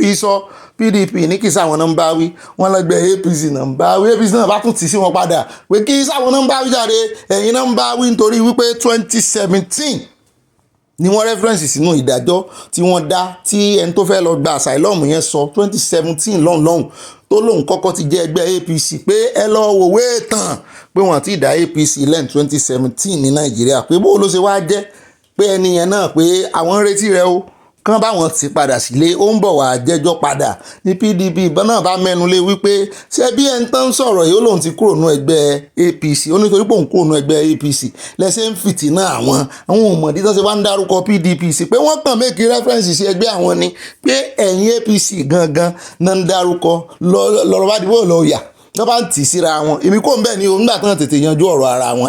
Ìgbò gangan náà dá APC lẹ̀ lóòótọ́ yàtọ̀ sí ìyún kí ló kan Canada pẹ̀lú ọjọ́ tó ń dá APC lẹ̀ ntí arákùnrin tó fẹ́ gbà asylum tó kọ́lẹ̀ àkọọ́lẹ̀ rẹ̀ náà fi dájọ́ fún ìwọ ló sọ tí APC ṣe fún ọ ìwọ ló sọ tí PDP ṣe nígbà tó kúrò náà ẹgbẹ́ APC ó ní wọ́n wá fi dájọ́ rẹ̀ according to gbogbo ohun tó kọ́lẹ̀ òun náà ó sì swear wípé I swear by orúkọ òun sì swear by gbogbo ohun tóun sìn wípé gbogbo ohun tóun fẹ́ kọ́lẹ̀ yìí kódà kéèyàn fẹ́ ṣe affidavit di change of name I mean well, I can't say change of name change of age àbí any affidavit wàá swear síbẹ̀ wàá búra. So gbogbo information tó mú lọ ó búra rẹ̀ lẹ̀ wípé information yìí orí òtítọ́ lòun sọ. A jẹ́ pé ó tún kó bára rẹ̀ nù tó bá yẹ pé wọ́n ti dá APC lẹ́nu 2017 ó mú sórí ilẹ̀ fún wọn ni. Àní kan bẹ́ràn wí ẹni tó lọ mú sórí ilẹ̀ náà bá ní kéèsì kó sí ní tó kan Canada ti gbé ìgbésẹ̀ náà wọ́n sì ti fi sítórì ọmọ yín tó wá mú sítórì ilẹ̀ wọ́n ti fi jọ́ọ̀jì yín. Ṣùgbọ́n lọ́dún gbogbo ẹni tó bá fẹ́ apply wọ́n ní ẹ gbọ́dọ̀ mọ gbogbo kíní tẹ́ bá ń lò gbogbo social media tẹ́ bá ń lò gbogbo social media kò yọ kankan lẹ̀ mọ́rẹ̀ parọ́ pé wọ́n mọ bọ́n ṣe trace yẹ o wọ́n mọ o IP address lásán tán bá ti fi lè rí kan tó bóyá Facebook nìkan lórí submit tán bá rí IP address tó fi ṣe Facebook tán bá tún rí ní kílókò ẹ̀ ní X ìyẹn Twitter tẹ́lẹ̀ tàbí kán lè rí ní Instagram tàbí kó wà lórí YouTube kó lóòsì lórí YouTube ẹ̀yin dẹ̀ mọ́ lórúkọ kíní kan IP address náà fi ń jàyàn o fóònù gbogbo fóònù ló ní IP address tiẹ̀ o this phone wọ́n mọ gbogbo fóònù wọ́n mọ gbogbo social media tó ń tí òun lo fóònù tán lo fóònù ẹyọ kan fún ó dá yàtọ̀ o mo rò pé àwọn tí ń béèrè ẹ̀wọ̀n ọmọ tán ṣe o pé o tiẹ̀ fi gbogbo ẹ̀ lẹ́ẹ̀kan o lè mú kan nù gbogbo bóyá bíi platform mẹ́rin ló ń lò o wá rè fi kan lẹ̀ àbò ń dorúkọ xx kìíní kan lórí YouTube o wá rò pọ́n ní mọ̀ gbàgbé ẹ̀ o sòótọ́ o gbogbo ohun tó bá kọ́ bẹ̀ jẹ́ yẹ̀ o o sì gbọ́dọ̀ fi sí public wọ́n ní wọ́n àyọ kúrò private ṣùgbọ́n náà lọ́mọ ti jíṣẹ́ tán rán mi o.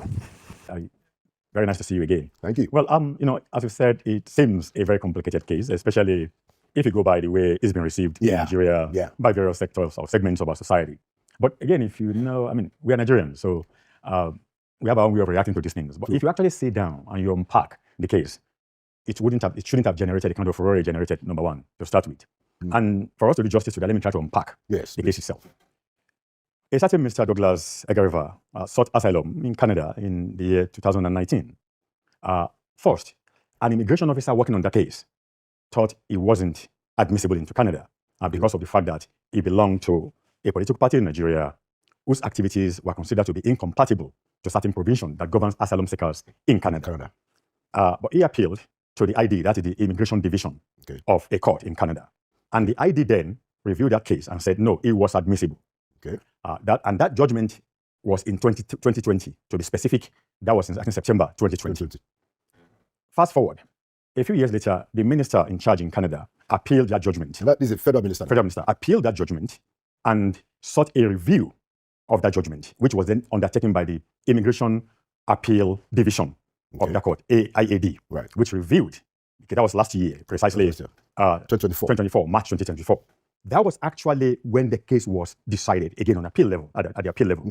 And the IAD, to be able to decide whether what the ID, that is the Immigration Department, the Immigration Division of that court, of the lower court, what he said, which was that the guy was admissible, they had to consider the admissibility criterion under the Immigration Protection for Refugees in Canada, the IPRA, which is a rule that governs, especially Article 34 of that provision. Now, Article 34 of that provision says, of that particular law says, if any foreigner in Canada is a member of an organization, which organization engages in subversive activities or terrorism, there are two different provisions here. That person will not be admissible under that particular law in Canada. So which means the IAD overturned the decision of the ID. That was last year, 2024. It was IAD actually that went into now the meaning, last year, the meaning of what were those subversive activities and terrorism. In their submission. In their submission. But the long and short was that they said, okay, that when they were decided, they said the PDP, the gentleman that was involved here, Mr. Egariva, Douglas, was a member of PDP from 1999 till December 2019 specifically. And APC from 2007 till 2017, after he left PDP. Although there was no PDP, there was no precisely, APC. we're coming there. We're coming there. All right. You understand? Yes. So the issue, what was an issue here was the election conducted in 2003, specifically in Rivers and Edo State, basically. The guy came, he was in Edo State, that even though he admitted he was a member of PDP, but that, based in Edo State. But he was based in Edo State, that the activities that they said PDP committed, ballot stuffing, whatsoever, which amounted under Article 34 of IRP, which amounted to subversion of democratic process, were committed in Rivers State. Although he was a member of PDP, he never particularly participated in those states. In River State. And the court said, IAD said in 2004 that particular knowledge of a member of an organization is immaterial. What is critical is whether you're a member of that organization or not. We'll come back to unbundle that. And he himself said he's a member of PDP. He agreed was a member of PDP. Yeah. So basically... I'm sure he gave them the information himself. He did. He gave them the information. So at the end of the day, and the court said, look, we found what we are... That was 2004. Right. Sorry, 2024, last year. Yeah. And the IAD reversed the judgment of the ID. That was where we were until the same person now brought this action, the current one, to the Federal Court in Ontario to be able to overturn the IAD's judgment. Now, what he brought was not a fresh case, was a review, just for the court to review the judgment of last year. Okay. Let's get that one very... Okay. Now, the function of... This is now a federal court. A federal court. Now, the function of a reviewing court, and it was stated in the case, unfortunately, most of those people have been commenting. I've not even bothered to read the case, the judgment at all. The court made it very clear that its judgment is not to look into the substance upon which the IAD decided, but to look into determine the reasonableness of the ruling and the compatibility of the ruling with the provision of the law itself. The court never went to the substance.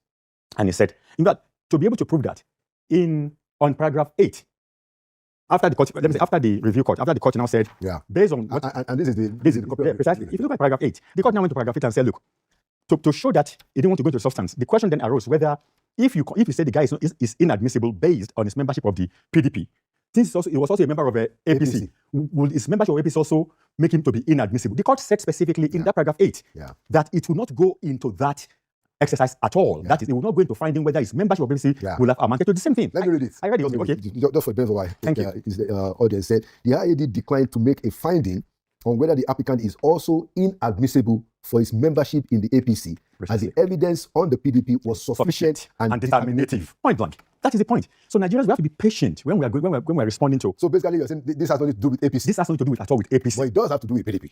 Of course, it does have everything to do with PDP. But we still come back to the fact that whether you are PDP or APC, you are both Nigerian parties. But we're just making some factual determination here. That don't let's throw into things that are not there. Right. You know. Right. So that shows you that. Anyway, so the court now said, well, because as far as they are concerned, and the court never used the word that PDP was a terrorist organization in the whole judgment. Okay. At all. Go through the whole judgment. The court never used the word. In fact, if you go to paragraph 34 of the same judgment, the question of terrorism came in. The court said, since the IAD did not go into the question of that the court said it will refrain itself from going into the question of terrorism to consider the issue of terrorism. This is the federal court. Federal court. I think it's paragraph 34 if I'm not wrong. Right, Okay. Yeah, it says that having found the IAD analysis of subversion was reasonable, this is sufficient to dismiss the application for judicial review, and we therefore refrain from analyzing the IAD's findings on terrorism. Point blank, that's what I'm saying. The court in 2025 never actually considered the issue of terrorism. It was not an issue at all. So the judgment that was released just a few months that were to had nothing to do with terrorism. So I don't know where it's right here. It's paragraph 34. The two critical paragraphs there are paragraph 8 and paragraph 34. And at no point did the court implicate the APC as a party, although we can still come and discuss that later. And at no point did the court even use the word terrorism to describe either of the parties. So where did we get this from? If we are going to be we should have been responding last year when IAD made a written determination about terrorism and whatsoever. Well, we never said anything. To this one, I don't know where it came from. Okay. Ẹ wo bá ṣe ń pé gbọ́n là ń pé gọ̀ arákùnrin tẹ̀ ń wo kì í ṣe mẹ́mbà APC àbí PDP o àwọn kan ń gbìyànjú àti sọ̀rọ̀ sí n tó wà nílẹ̀ ní o wọ́n ní ẹjọ́ tán kọ́kọ́ dá ibẹ̀ náà ti kọ́kọ́ dárúkọ ìyẹn ID ibẹ̀ náà ti kọ́kọ́ dárúkọ immigration division ibẹ̀ ni wọ́n ti dárúkọ content terrorism n tó jọ terrorism rather kì í ṣe terrorism gangan wọ́n ní n tó jọ wọ́n nítorí ẹ̀ ni wọ́n ṣe lè admit kò wá admissible yẹn nìyẹn ṣùgbọ́n ńgbà tí wọ́n ní federal minister kan tó ní interest nínú kéèsì yẹn federal minister ló padà wá wípé òun fẹ́ appeal ẹ̀ pé ẹni yóò wà admissible ṣùgbọ́n nílé ẹjọ́ wọ́n ti wá gbé dé ọ̀dọ̀ IAD ìyẹn Immigration Appeal Division àwọn yẹn wá láwọn ò ní go into tangibility èmi náà mọ̀ tí ń ṣe my lord tangibility of the whole issue tí wọ́n ti yanjú ní ID ó ti wà lọ́dọ̀ IAD ní ìsìn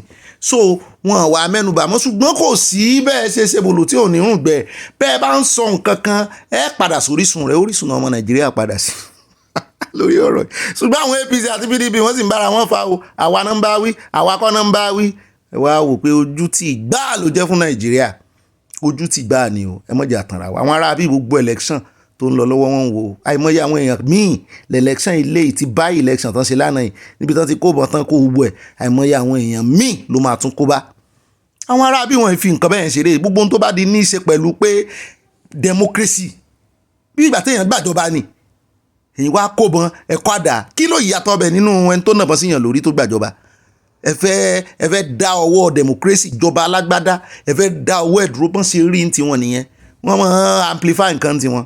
ẹ jẹ́ àtúngbọ́ lẹ́nu agbẹjọ́rò mi òun náà kí ọ̀rọ̀ lẹ́yìn gbogbo ẹ̀ orí PDP ló dálé lórí. Ó ní àwọn méjèèjì ẹgbẹ́ méjèèjì ó ní wọn ò lè appeal. Between 2007 and 2017, he was a member of the APC. Now, we need to get it clear. Now, the Canadian Federal Court in June made the pronouncement that the PDP is like a terrorist organization. Not that they have been declared as a terrorist organization. We need to put it in perspective. Now, in the Canadian law, under the Criminal Code of Canada, the Canadian Criminal Code, Section 83, subsection 01 of the Canadian Criminal Code, define a terrorist, an act of terrorism to be any political, religious, ideological act that was done with the intention of causing death, serious bodily harm, intimidation, risk to any life. They define such act of intimidation, any act that will lead to death or serious body harm, or that can put somebody in threat of death, as a terrorist act under the Canadian Criminal Code. So it is based on that. They saw the activities of PDP as at the time the young man the young man claimed to be a member of PDP, that PDP was involved in subversion of the democratic structure, intimidation of political opponent candidates, smashing of ballot papers. So in all this, looking at the Criminal Code of Canada, those actions amount to terrorism, terrorist activities. So it is based on the Criminal Code of the Canadian Criminal Code that they made that pronouncement, because they have to judge him by the law in Canada. So, and looking at the activities of PDP within that period, of course, you and I do not need to debate about the various information. You and I, we are knowledgeable of the fact that even in a state, you saw a case where a woman in Kogi State ran into her house and this woman was burned down during election. We have in history that in the 2007-2011 election, over 100 lives were lost just for electoral violence. So the Canadian Criminal Code sees any act by a member of an organization in pursuit of the object of that organization that will lead to death or serious bodily harm as an act of terrorism. So what is the implication? The PDP and the APC cannot appeal because they were not a party to that suit. It was just a fact that was brought to their knowledge. And the fact that the Canadian government has their own perception of what the activities of our organizations, our political parties, what they are doing in Nigeria. So you don't blame the young man, you blame the political party. And if you see in one of their, in the judgment, they said that the leadership of PDP was aware of those actions. They did not do anything to stop it or condemn it or to discipline their members. Ó dá ilé táwọn fi káde ogbà balasana wọlé ilé ẹja sọ̀rọ̀ dé ọ̀dọ̀ Babangida mú ní ẹ̀yàn ọmọ Nàìjíríà kò dẹ̀ dá o. Ṣé Babangida sẹ́yìn tó báyìí náà ní ẹ̀ tí ẹ̀ kí fọ́jọ́ òbí rẹ̀ ó ti 84 àwọn èèyàn ní kí náà kí fún mo ní ó sì tún dàgbàdàgbàdàgbà láàrin yín gbogbo ìpìtẹ́ ẹsẹ́ fún gbogbo iṣẹ́ ibi tó ṣe ní Nàìjíríà. Ọlọ́run yìí ó mọ̀ ní sùúrù o, ó ní sùúrù o, kì í Ọlọ́run yìí fi gbogbo kíní yẹn mi ò rò pé Ọlọ́run mọ́ wo gbogbo kíní yẹn o, ṣùgbọ́n bí ó bá jẹ́ ìyá rẹ̀ mi ò ní kò ní jẹ́ ìyá rẹ̀ o, ṣùgbọ́n àwọn èèyàn expect kò lè dàgbà òótọ́ ọ̀rọ̀ rẹ̀ gbọ́n ẹ̀ wọ́n gbé pósí nítorí rẹ̀ ó ti clock 84 mẹ́rìnlélọ́gọ́rin ni Babangida ń ṣe lọ́wọ́lọ́wọ́. Ṣùgbọ́n nǹkan kan tó wá jẹ́ ká gbéròyìn náà ni lábákófìrí bọ́dà Jonathan. Bọ́dà Jonathan kí lẹ wá ṣe ń bí wọ́n ní àwọn ọmọ wa kí Babangida ni wọ́n tún rò pé ọ̀rọ̀ politics ni torí àwọn tí ń gbọ́dọ̀ tí ń sọ pé torí pé àwọn fẹ́ padà àwọn tí ń lọ káàkiri àwọn tí ń jíròrò pẹ̀lú àwọn ìlú mọ̀ká àwọn èèyàn jàǹkànjàǹkàn wípé àwọn ò sọ fún yín pé àwọn ti fẹ́ padà o, òótọ́ wọn wá bẹ àwọn sì fún condition, ṣùgbọ́n wọ́n sàkí Babangida àwọn èèyàn sàn tẹ̀lé wọ́n fi mú fúnlẹ̀ àwò owó yẹn máa declare pẹ́yìn náà fẹ́ ṣe president ẹ bá ń tẹ̀sí ilẹ̀ ẹjá wò bí Jonathan bó ṣe lè kí Babangida sílé. Mo wá wò pé sóò nìkan lórí kí Babangida ni kí ló dé tán gbé táwọn yòókù wọn ní bá ṣe máa kọ́kọ́ tàn wá nìyẹn. Ó ṣeé ṣe kí Jonathan kó padà sínú ẹgbẹ́ PDP gẹ́gẹ́ bí presidential candidate. We thank God for today. This country will produce a number of leaders, especially from when we gained independence to date. And one thing is that General Babangida stands out very clearly as one of those committed leaders that want the best for the country. He did his best as a military head of state. And that is why up to today, his house is like a mecca of some sort. God gave us a Nigerian leader that has the audacity and the courage of big ideas. And certainly, we thank God that he's still around with us, and we're praying to God Almighty to keep him here for a very, very long time.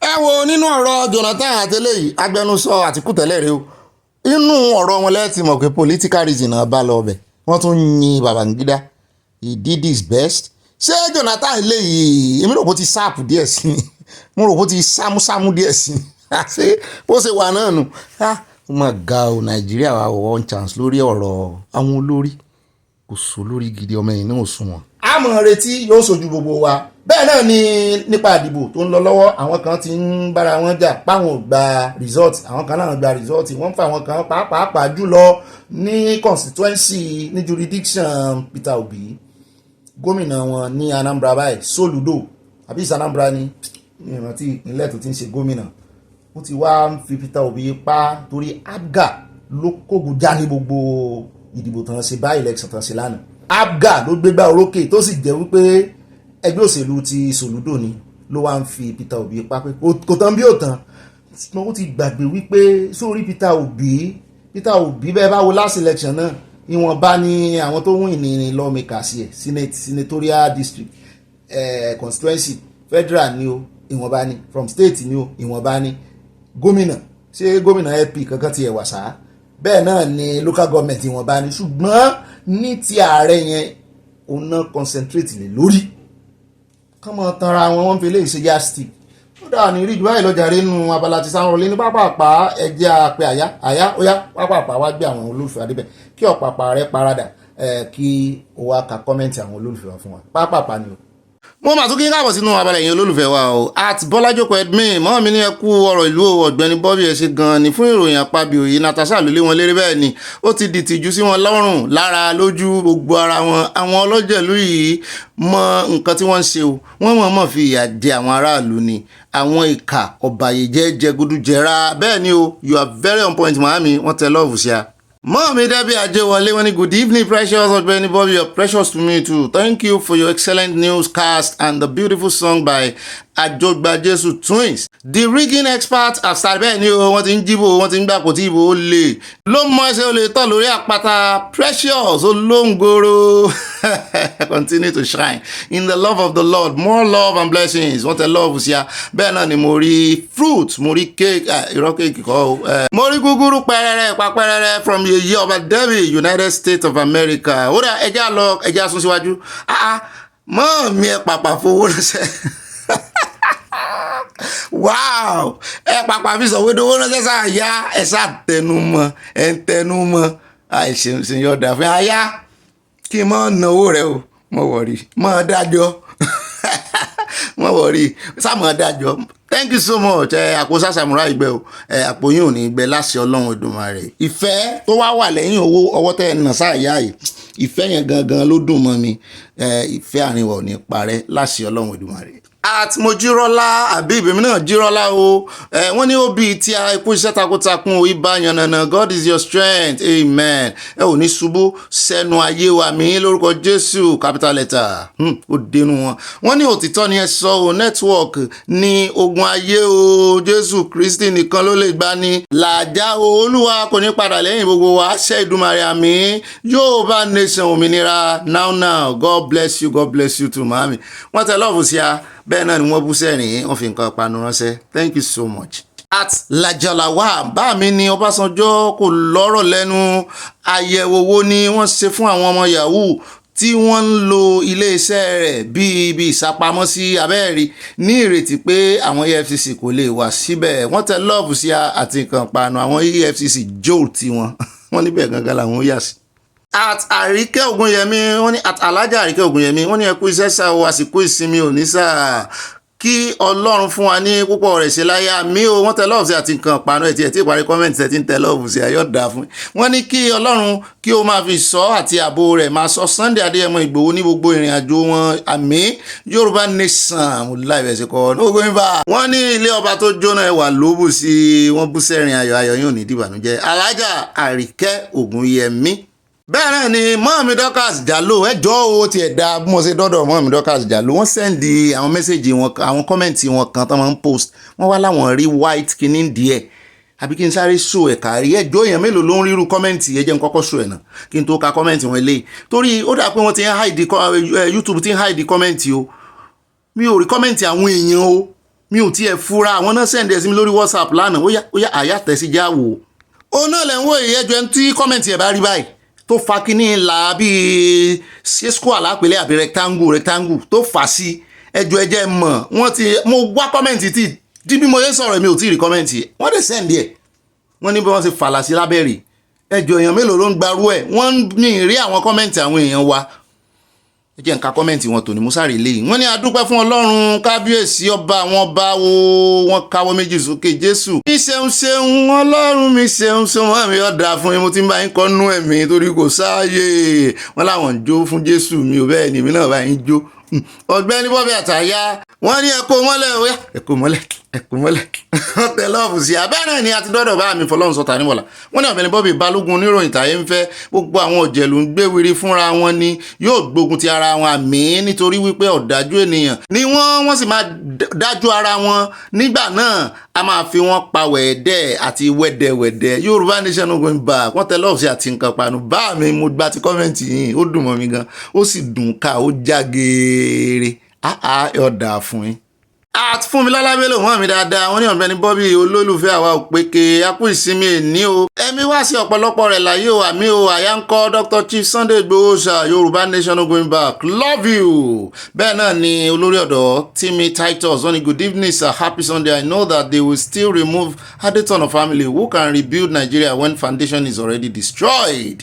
Ìyẹn ni pé bí ìpìlẹ̀ bá bàjẹ́ kí ló lódodo lè ṣe Oyèyẹmí Sàláù mọ́ mi dáadáa wọ́n ní mo kíyàn Ọ̀gbẹ́ni Bobby akú ìsinmi tòní àṣẹ ọ̀pọ̀ rẹ̀ ní àṣẹ Olódùmarè àmì adúpẹ́ lọ́wọ́ àwọn tó rí Mahmuda o tán rí wọn mú ọwọ́ àtúnbọ̀ tẹ àwọn yòókù ní agbára Ọlọ́run Yorùbá Nation ní kíákíá ní agbára Ìdùmarè wọ́n tẹ lọ́ọ̀fù sí àti nǹkan panu.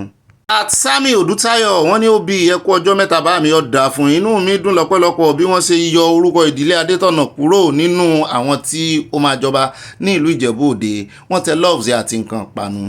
Mọ́ọ̀mí Yẹmí Ìgè wọ́n ní Ọ̀gbẹ́ni Bob ògo máa ń ran ògo ní ògo òrùn sì ju ògo òṣùpá lọ bẹ́ẹ̀ ni ìdí ní èyí tí ọkùnrin bá sì wà wù sí ìyàwó tí ògo rẹ̀ bá ju tirẹ̀ lọ tí wọ́n yapa bóyá ọkùnrin yẹn nǹkan wà lọ déédéé mọ́ wọn yóò sọ pé ìyàwó rẹ̀ ló ń ṣe wọ́n bẹ́ẹ̀ ni wọ́n mú ìyàwó ẹ̀ lájẹ̀ mo gbèdì fún Ọlọ́run tó ń fún yín ní òye ọ̀rọ̀ happy Sunday wọ́n tẹ lọ́ọ̀fù sí àmì náà gbé fún Ọlọ́run o mo súnmọ́ yín pẹ́kípẹ́kí àjọ wa gbé fọ́lọ́run. Mọ́ mi mo súnmọ́lá olíwo tèmi nìkan wọ́n ní Ọ̀gbẹ́ni Bobby tèmi nìkan ẹ kú iṣẹ́ ìròyìn ọlọ́mọ ìlú wa Yínká Ayéfẹ́lẹ́ Ọlọ́run á fi òfò rẹ̀ mí o a ò ní rírọ̀ ẹ̀ mọ́ àmì o gbogbo àgbáyé ló máa fojú Nàìjíríà gbolẹ̀ kì í ṣe Canada nìkan àwọn aláìmọ̀ èyí tó tọ́ sí ọ̀ Àyà àti Bobby mi wọ́n tẹ lọ́ọ̀fù rẹpẹtẹ sí àmórí nǹkan panu náà bẹ́ẹ̀. Mami wọ́n ní ibà Natasha ibà fi pàkà Natasha ló kó wọn jáde bí ọmọ ọjọ́ mẹ́jọ owó constituency project àjẹmọ́nú wọn ní ìdí nìyí tí wọ́n ṣe gbógun ti Natasha pé ó tú wọn láṣìírí ambassador Kundusi ó náà wà níbí. Christiana Ogundiya ẹmọ̀kújọ́ mẹ́ta mọ́ mi wọ́n ní àdúrà ńlá láti ẹnu Bobby ẹkú iṣẹ́ Yorùbá Nation no going back. Wọ́n mi olórí sáré lótò wọ́n ní General Bobby ẹkú iṣẹ́ takuntakun ayọ̀ ní ayọ̀ rẹpẹtẹ o ẹ jẹ́ ká fura sí ọ̀rọ̀ Dangote ọkọ̀ Dangote tí wọ́n fi ń kó àwọn Boko Haram wọ ilẹ̀ Yorùbá Edo àti Igbo wọ́n ní ọkọ̀ Dangote náà ni wọ́n fi ń pa àwọn ọmọ Yorùbá Edo àti Igbo náà o ẹ jẹ́ ká fura sí Dangote fún ìtàjẹ̀sílẹ̀ ní àwọn ìpínlẹ̀ wa o freedom for CSA Osha is not a criminal Yorùbá Nation going back àyà new ambassador ire wọ́n tẹ lọ́ọ̀sì àti nǹkan panu ọwọ́ méjì ìka méjì bìtàwó lọ. mo ti padà sọ́dọ̀ mọ́ mi mo súnmọ́lá tèmi nìkan olúwo wọ́n ní Ọ̀gbẹ́ni Bobby tèmi nìkan Nàìjíríà ìlú àwọn oníjìbìtì fúnra wọn ni wọ́n máa fúnra wọn lóògùn jẹ àní a máa fi wọ́n pa wẹ̀dẹ̀wẹ̀dẹ̀ kí wọ́n máa fi ti Ìgbòho sí rárá o ṣe bí FCC yìí ni Ọbásanjọ́ fi frustrate Tafa Balógun nígbà náà love you jàre Bobby mi wọ́n rò pa ti gbàgbé ni wọ́n tẹ love sí amusiri nǹkan panu pineapple náà wà ń bẹ fruit ni mọ́ mi ni mọ́ jẹ ó dẹ̀ já dọ́dọ̀ mọ́ mi Títílayọ̀ Ìbánjí kan lára àwọn àti mọ́ mi Abíakísí wọ́n ìnàjọ́ ń du ìyálé ṣùgbọ́n tí mọ́ mi Abíakísí wọ́n yìnbọn sọ́ra ṣé rí mọ́ mi Títílayọ̀ yìí wọ́n fi ti ìyá mi Abíakísí wọ́n kúrò lórí àga o wọ́n ti rẹ́rìn yóò kàn dàbí ti ìyálé tíyàwó tí wọ́n ń fa ọkọ wọn lọ́tún lósì lánàá wọ́n ní ọkọ wa ṣé nítorí mo fẹ́ràn ohun yín voice yín ẹ gbọ́dọ̀ kọ orin yín fún mi tá a bá ti wà ní Ìwó olódò ọba bẹ́ẹ̀ ni wọ́n kọ fún yín at Stella Odele mọ́ mi ní ẹ̀ka alẹ́ torí pé election ti ń bọ̀ ni wọ́n ṣe ń ra nǹkan fún wọn láti get vote ṣé democracy náà ń pè yẹn wọ́n tẹ love sí a. At Salibakare wọ́n ní Dangote should give the marketers their middlemen job back. Mọ́mí Grace olùsòótọ́ ó ti wọ́n yín látàárọ̀ wọ́n ní Anikilaya supposed to be kicked out why they do such as king's household there must be tradition perform after the death of the king so Anikilaya family should do the needful necessary and expected of them àwọn ni wọ́n mọ̀ wọ́n dà sí wọn lára. At Kehinde mọ́mí ní Bobby mi did you hear what Baba Gbagede Imo said about Yoruba Nation allegedly I suppose in quote Yoruba Nation náà lẹ́tí gbà yẹn is this true Yemisi Maxwell from Eastern Texas mọ́mí èmi mọ̀ mo ọ̀kọ́jú mọ́ bí tèmi mọ̀ lọ ni. Bẹ́ẹ̀ náà ni wọ́n ìyá mi Dorcas jálù wọn ní ìbàlẹ̀ jẹ́lì rìpọ̀tẹ́lì sánáwọlé ìbágbó adébẹ̀fà sojú abẹ ní kò ibà ganu sí mike ibà gbogbo òpèké wọ́n tẹ love say I love you àyà èmi náà love yín. Ẹ bá ń kí bá mi ò ní Netherlands mọ́ mi Modina Solomon wọ́n ní exactly my point yóò dáa fún ẹ that's it mọ́ mi point yín yẹn ẹ̀ dákọ̀ ẹ̀ mẹ́ mo máa wo wọ́n mi nínú ẹ̀mí ni pé bọ́n sì máa ń ṣe tí wọ́n bá ti ń ka kọ́mẹ̀ntì wọn bí ìgbà tí dáàdi mi bá ń wo fúbọ́ọ̀ ni wọ́n fẹ́ tẹ tẹlifíṣàn pa. Mọ́ mi Stella ó wọ́n ní Yorùbá Nation going back ìjọba Nàìjíríà tú Sunday Igboho ṣàsílẹ̀ kì í ṣe apààyàn ẹjẹ́ ó wọlé jókòó sí ilẹ̀ bàbá rẹ̀ ilé bàbá ọmọ kì í bọ̀mọ̀ lẹ́rù gẹ̀ẹ́sìnkẹ́sẹ́. Mọ́ mi Grace olùṣòótọ́ wọ́n ní Ìgbòho ṣà tèmi nìkan ṣoṣo olówó orí ọkọ̀ Adérọ́pò ọkọ̀ ọmọ Tóyọ̀sí bàbá Dami bàbá Yọ̀mídé bàbá Michael bàbá Bísọ́lá bàbá Ronaldo kú iṣẹ́ ìlú orílẹ̀-èdè Yorùbá àṣeyege àṣeyọrí àti àṣeparí níṣẹ́ tirẹ̀ ní àṣẹ Òdùmarè àmì Yorùbá Nation going back wọ́n tẹ flowers bá Sunday Igboho wọ́n ju kiss àti love ránṣẹ́ àfi jíṣẹ́. At Olúadésínà wọ́n ní àmì lẹ́ẹ̀mẹ́ta ó ti wọlé àṣẹ wọ́n fadílé lórí wọ́n dé àdúrà yẹn ládé ló ń jẹ́ bẹ́ẹ̀. ẹ já lọ tààràtàrà sọ̀rọ̀ mọ́ mi ànímọ́tò Ṣàdíà Ọ̀nànúgà wọ́n ní good afternoon Ọ̀gbẹ́ni Bobby this is just for display showcase for Yayi his own is truth because he gave my neighbor 6 transformer in 2024 wow ìyẹn Yayi náà God bless Senator Yayi we need him for Ogun State Governor Yayi yìí mo gbọ́ ìròyìn ẹ̀ dáadáa o kó wá join Yorùbá Nation náà kò tí ìyá tí ó join ẹ bá ń bí o kó dáhùn fún ara rẹ̀. Bẹ́ẹ̀ náà ni ẹjẹ́ adé ọ̀dọ̀ wọn mi Victoria Adébánjọ wọn ní ibà Kùndùsì akú ìsinmi òní ilé olórogún ọgbà wèrè kí Ọlọ́run kó yọ Arẹ́gbẹ́ṣọlá nínú wàhálà tó kó ara rẹ̀ sí o ìdìbò Nàìjíríà kò sí òtítọ́ ń bẹ ó lè ní gbogbo wọn àwa ń dúpẹ́ pé Ọlọ́run ti yọ wá nínú wàhálà Yorùbá Nation wọn máa kiri wọn tẹ love sí àwọn gbàdúrà sí láàrin mo mọ style wọn. At Abọ́láńlé Ògúndọ́lá màmá dọ́là nìyẹn wọ́n ní Ọ̀gbẹ́ni Bobby mo kí Nàìjíríà kó oríire o iwájú lọ́pọ̀ ẹ̀bì tí ń ré sí láti ipò 4 sí ipò 3 nínú onígbèsè àgbáyé ó ń bọ̀ díẹ̀díẹ̀ nìyẹn bó pẹ́ bóyá dé ipò kìíní abẹ́rẹ́ rí ó sì dáa kọ́ ọmọ gbé ipò kìíní wàhálà tí wọ́n nìyẹn o èyí tó kàn mí ní orílẹ̀-èdè Yorùbá tiwantiwa tàkìsà ń tà tán from màmá dọ́là mọ́ mi mú láì kọ́mẹ́ǹtì yìí wọ́n tún fà mí lé àti improve lórí ìkànnì mọ́ mi ṣe lẹ́tọ́rà ní Yorùbá lẹ́tọ́rà àwọn tẹ́lọ̀bù sí a mo gbádùn ó lọ gèrègè kò kọ́ mi lẹ́nu rárá. Bẹ́ẹ̀ náà ni ẹjá lọ tààràtààrà sí ọ̀dọ̀ mọ́ mi ọmọlẹ́wà Adésọlá wọn ní Ọ̀gbẹ́ni Bobby ibà ganu sí ibà sojú abẹ́ǹkó ibà Kùndùsì inú mi dùn sí kọ́mẹ́ǹtì tìyín náà mo ti ń rí kọ́má ẹ kú iṣẹ́ ọlọ́mọ ìlú ò mórí full stop ní agbára Ọlọ́run mórí kọ́má Yorùbá Nation ní afẹ́ kíákíá mórí full stop ó dùn mọ́ mi ó dùn ká bẹ́ẹ̀ náà ni wọ́n tẹ lọ́ọ̀sì àti nǹkan panu mo rí fúrùtù rẹpẹtẹ wọ́n wá fi wáìnì lé fún ẹ̀yin àtàyà mo dọ́dọ̀ bá mi làwà àlàjà wọ́n ní ẹ̀sìn ọ̀tá ẹni kì í ga ó ní ọ̀rọ̀ Bọ̀dé George àti Tinubu jàre ṣé bó pẹ̀lú àwọn tó kó wa débi tá a wà yìí wọ́n ní ọ̀lọ́rọ̀ kan lẹ́nu o lórí ohun tí Okonjo ìwé lásọ o wọ́n tẹ lọ́ọ̀sì àti nǹkan panu Adésínà Ọládẹ́yìndé bá mi ní Ọ̀gbẹ́ni Bobby Àtàyà mo kí ìwọ Àtàyà pé kò ní sún yín bẹ́ẹ̀ ni kò ní rẹ́yìn àmì o àṣẹ Èdùmàrè àjíǹde ara máa jẹ́ fún gbogbo àwa ìdílé aláyọ̀ tí Elédùmarè fi yí ọká àṣẹ wọn ò ní wáyé tí bàbá mi nípa ọ̀rọ̀ tí ó sọ pé tí ènìyàn bá ráàyè sá kúrò lórílẹ̀‐èdè Nàìjíríà lọ sí òkè òkun pé ó bọ́ lọ́wọ́ ogun kò rí bẹ́ẹ̀ o kò sí ibi tí àwọn atiláwí kò ní orílẹ̀‐èdè àgbáyé Olúwa máa jẹ́ kí wọ́n fi àmì sí òkè ọ̀rọ̀ yín ti yé mi tí mo sọ kọ́ nìyẹn bá mi tí mo sọ ni wípé bẹ́ẹ̀ bá kó Nàìjíríà àwọn ogun kan wà mo sọ ẹ lọ tún gbọ́ pé kì í ṣe gbogbo rẹ̀ o ṣùgbọ́n àwọn ogun kan wà tí ò ní bọ́ jáde àwọn territorial ẹ fẹ́ kí n tún preach nù o àwọn ogun kan wà Nàìjíríà nìkan náà ti lágbára wọ́n lè fò gádà wọ́n lè wọ́wọ́ pléènì èmi ò sọ pé àwọn ogun kan wà ogun pọ̀ ń bì náà bí téèyàn ń bọ̀ ṣùgbọ́n kò dàbí sẹ́mọ̀ mo mọ̀ bó ṣe lè ṣàlàyé ṣùgbọ́n ẹ lọ tún bí tí mo sọ̀rọ̀ yẹn kì í ṣe gbogbo ogun ni mo sọ àwọn kan wà tó jẹ́ pé wọ́n lẹ́mìí ẹ̀ láti bọ́ ọ̀fọ̀ náà wọ́n ní bọ́ ọ̀fọ̀ títì.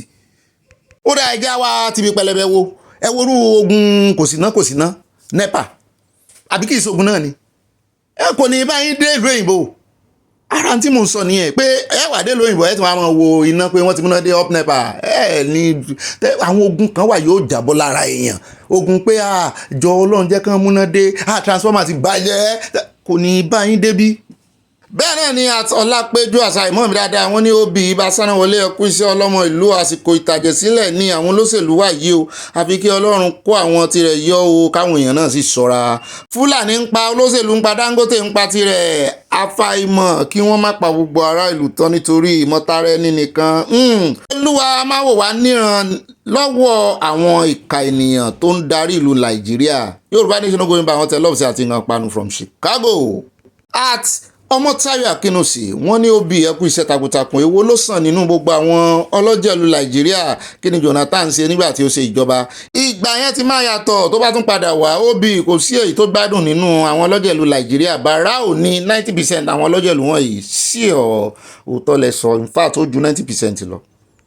àtìmọ́ mi mẹ́bẹ̀ẹ́ Akínbọ̀bọ̀ láwọn ní ẹkú iṣẹ́ o Ọ̀gbẹ́ni Bobby Àtàyà ọgbọ́n Elédùmarè kò ní dágbére fún yín àmì ẹ bá wa béèrè lọ́wọ́ Jonathan ẹrú ẹ̀ wo ló mọ́ mi ó kú kẹ́ mọ́ bá ń fi kọ́má sí o mò ń dó dẹ̀yìn náà o mo fẹ́ mọ́ rí kọ́má rí wọ́n ní ẹrú ẹ̀ wo ló gbàgbé sí Aso Rock tó fẹ́ wá mú mo sì rí kọ́má ń bẹ̀rù ṣé bí a máa ń gbàdúrà pé kí ọkọ tó fi ìyà jẹni nígbà tó wà láyé kí ó tó padà wá sáyé láti tún fi ìyà jẹni kọ́má mo bá ń fi sí enough is enough of trailer kí trailer máa pààyàn ní Nàìjíríà mo fi kọ́ máa sí we need train to replace trailer yóò sì dáa fún yín train náà ló ń bí trailer náà wà ń bí o ṣùgbọ́n trailer tuntun lẹ máa rí. bá mi Ọlá Adéwálé wọ́n ní owó àbúlà fi ń ṣe àbúlà lẹ́jọ́ àbí bẹ́ẹ̀ ni bá mi. Adébẹ̀rọ̀ Kẹ́hìndé bá mi dáadáa mẹ́mbà ni wọ́n ní ọ̀rọ̀ ìdìbò Nàìjíríà ò fẹ́ fi taratara kàn mí mọ́ ṣùgbọ́n níwọ̀n ìgbà tí a sì wà níbẹ̀ ẹ jẹ́ ká bá wọn ganu sí i sí ẹ̀rí ẹgbẹ́ ADC yìí èmi rí wọn bíi dead on arrival Yorùbá Nation no going back. Kẹ́hìndé wọ́n ní Bobby if this is true I'm highly disappointed in him Yorùbá Nation needs a public apology from him Baba Gbagede is respected by Yorùbá Nation children thanks Yemisi Maxwell ẹ wò kán sáà ẹ̀rọ wẹ̀lẹ̀sẹ̀ nítorí àárín àwọn méjì tí wọ́n ti ń ta ohùn síra wọn yìí tó sì tún bá imú tó ń bá ojú ara tí a gbọ́dọ̀ kọ́ iṣẹ́ rí a ńlá ti tún létò wọn ò ní sọ jù bá náà lọ. mọ́ọ̀mí Janet Adégbẹ̀dẹ wọ́n ní Ọ̀gbẹ́ni Bobby ti wá kú iṣẹ́ o mọ́ọ̀mí yóò dáa fún yín ìlú yẹn ó ti polúkúmuṣu àwọn olóṣèlú ṣe bíi pé àwọn lọ́lọ́run àwọn olè kó gbogbo owó ìlú sápò ara wọn wọ́n ti sọ gbogbo wa di bábíàlá.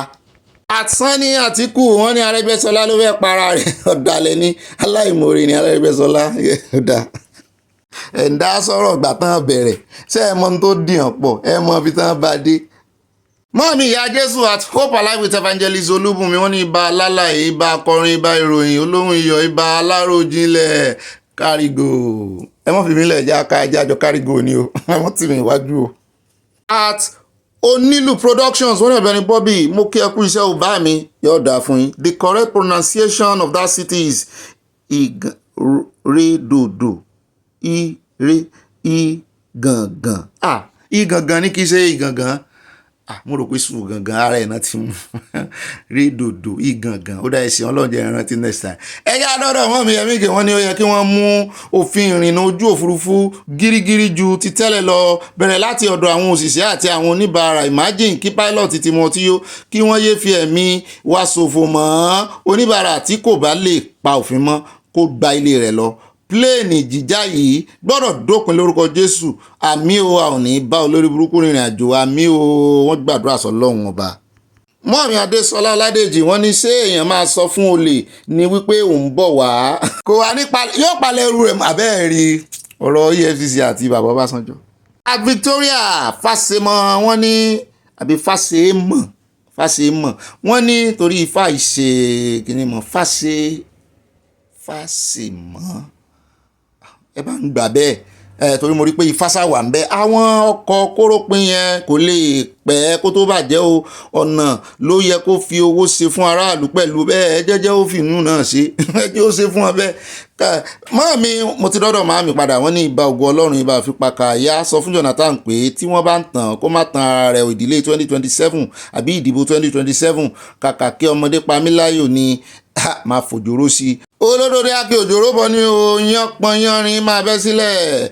Àwa Yorùbá nation yóò rí ọ̀nà lọ lágbára Èdùmàrè Elédùà ambassador àyà Kúndùsì o mọ́ mi ẹjẹ́ kan fira wọn pa kan sòjòrò ara wọn káwa lè tètè rọ́nà lọ.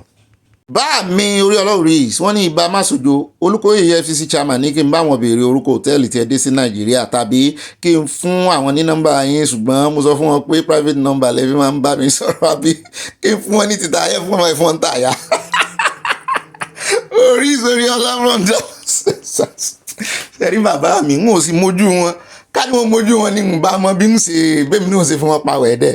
wọ́n tẹ̀síwájú yín wọ́n ní ibà I don't talk am ẹ jáwèé fún un tó bá sáwọn ìyàwó mi lè ń bá wí ẹ gbọ́ wọn ní kẹ́ ẹ jáwèé fún mi tí n bá sọ̀rọ̀ Kwam2 ta ni Kwam2 comfort kí n bá sọ̀rọ̀ àbí ọ̀rọ̀ comfort láàsì wàá sọ lónìí tàbí tó tún gbójú sẹ́gbẹ̀ẹ́ àwa ọkọ̀ gidi pọ̀ lórí kan àtúntì ẹ̀ mọ́ ń dùn yẹn kò kọjá kẹ́ ẹ rí wa ní ṣé mo daṣọ bò lójú àbẹ́jẹ́gún oníwà ànàbì èmi lóníwà ànàbì àbí olójú kò èmi lólójú kò mọ̀ lọ ó dáa mo mọ tí ń ṣe fún yín mo ní dárúkọ yín.